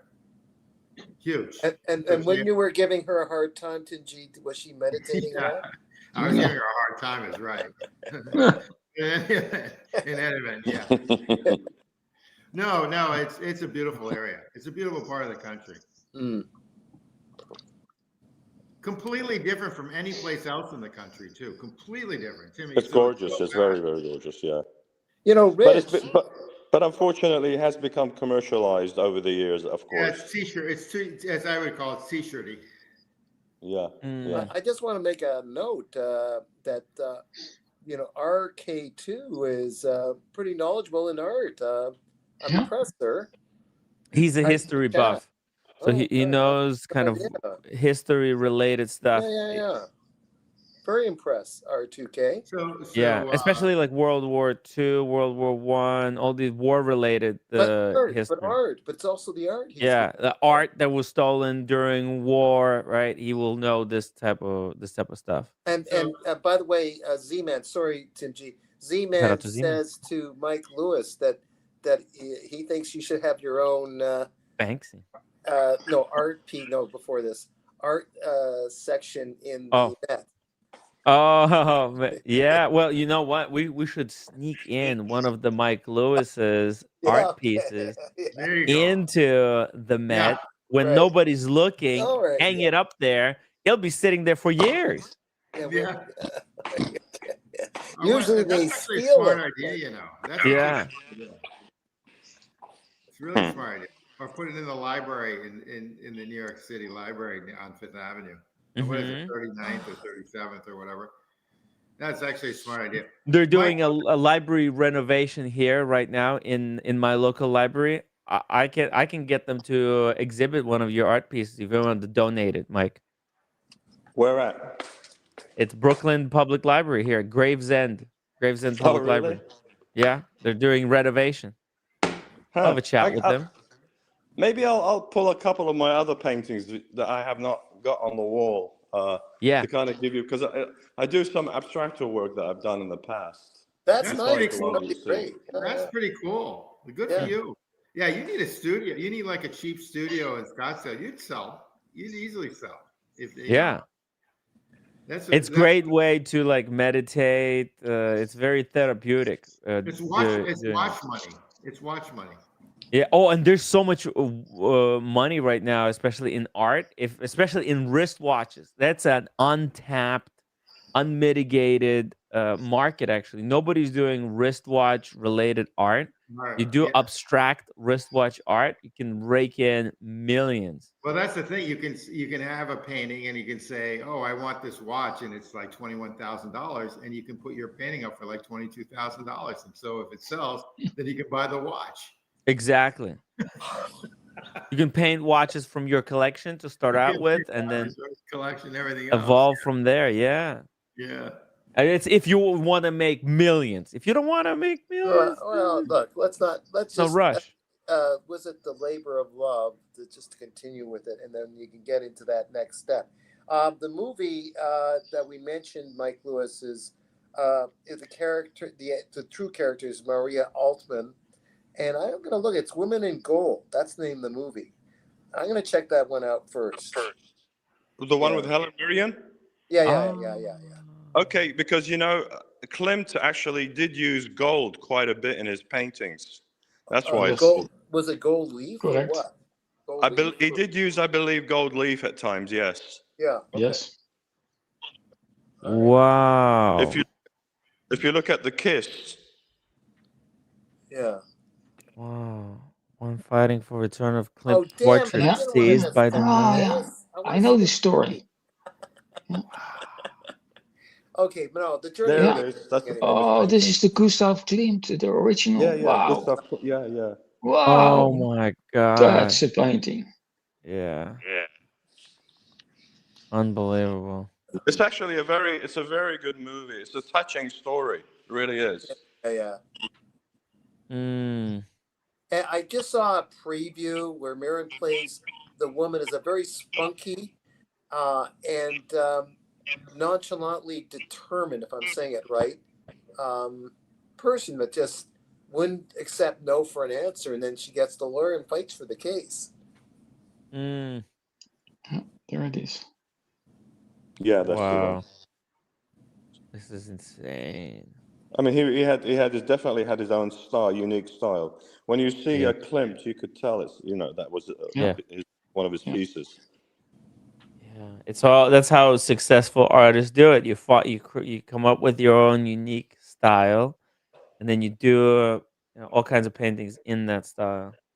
But they have to be somehow, like that's what unifies them. But then it have to be somehow connect with people on some kind of a level. So it's also ageless. That face.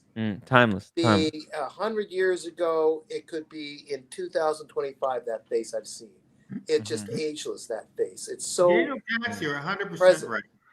Looks kind of like Daniel Katz, by the way. Daniela. You're ruining it. Yeah, it's Daniela, and that's Daniela in her early years. Oh, all right, okay. No, but you're right. You're absolutely correct. Good stuff, guys. I gotta go. Good show. Okay. Good show, everybody. As all kinds of very interesting subjects that we discussed. Yes, interesting. Yeah. We'll see what happens with the auction, Magic City. I'll definitely try to go and see that watch in person whilst in Dubai and live stream. Yeah. Maybe I'll get John Goldberger to open up the watch with the butter knife for us. I don't know if he's be there. I don't have any information he will be there. I think for sure he will be in Miami in February. Mm-hmm. January. I think when is the Miami show? January, February this year. It's actually in March. In March, so he will be there. He will be here in Miami. Rick, I missed whatever you said. It's all good, Rick. Okay. Thank you, everybody, for joining. Daniel, Tim, Magic City, Mike Lewis. Thank you. Thank you, guys. We'll continue this conversation tomorrow. Thank you, guys. All right. Okay. Good seeing you guys. All right. Take care. Good seeing everybody. All right. Good night. Peace, guys. Before you leave, tell your friends and join us on the stream next time. Peace out, everybody. And if you want to support the show, best way to do it is via PayPal. I'll put the link in the chat if anybody wants to throw a couple of coins my way. And I'll see you guys later.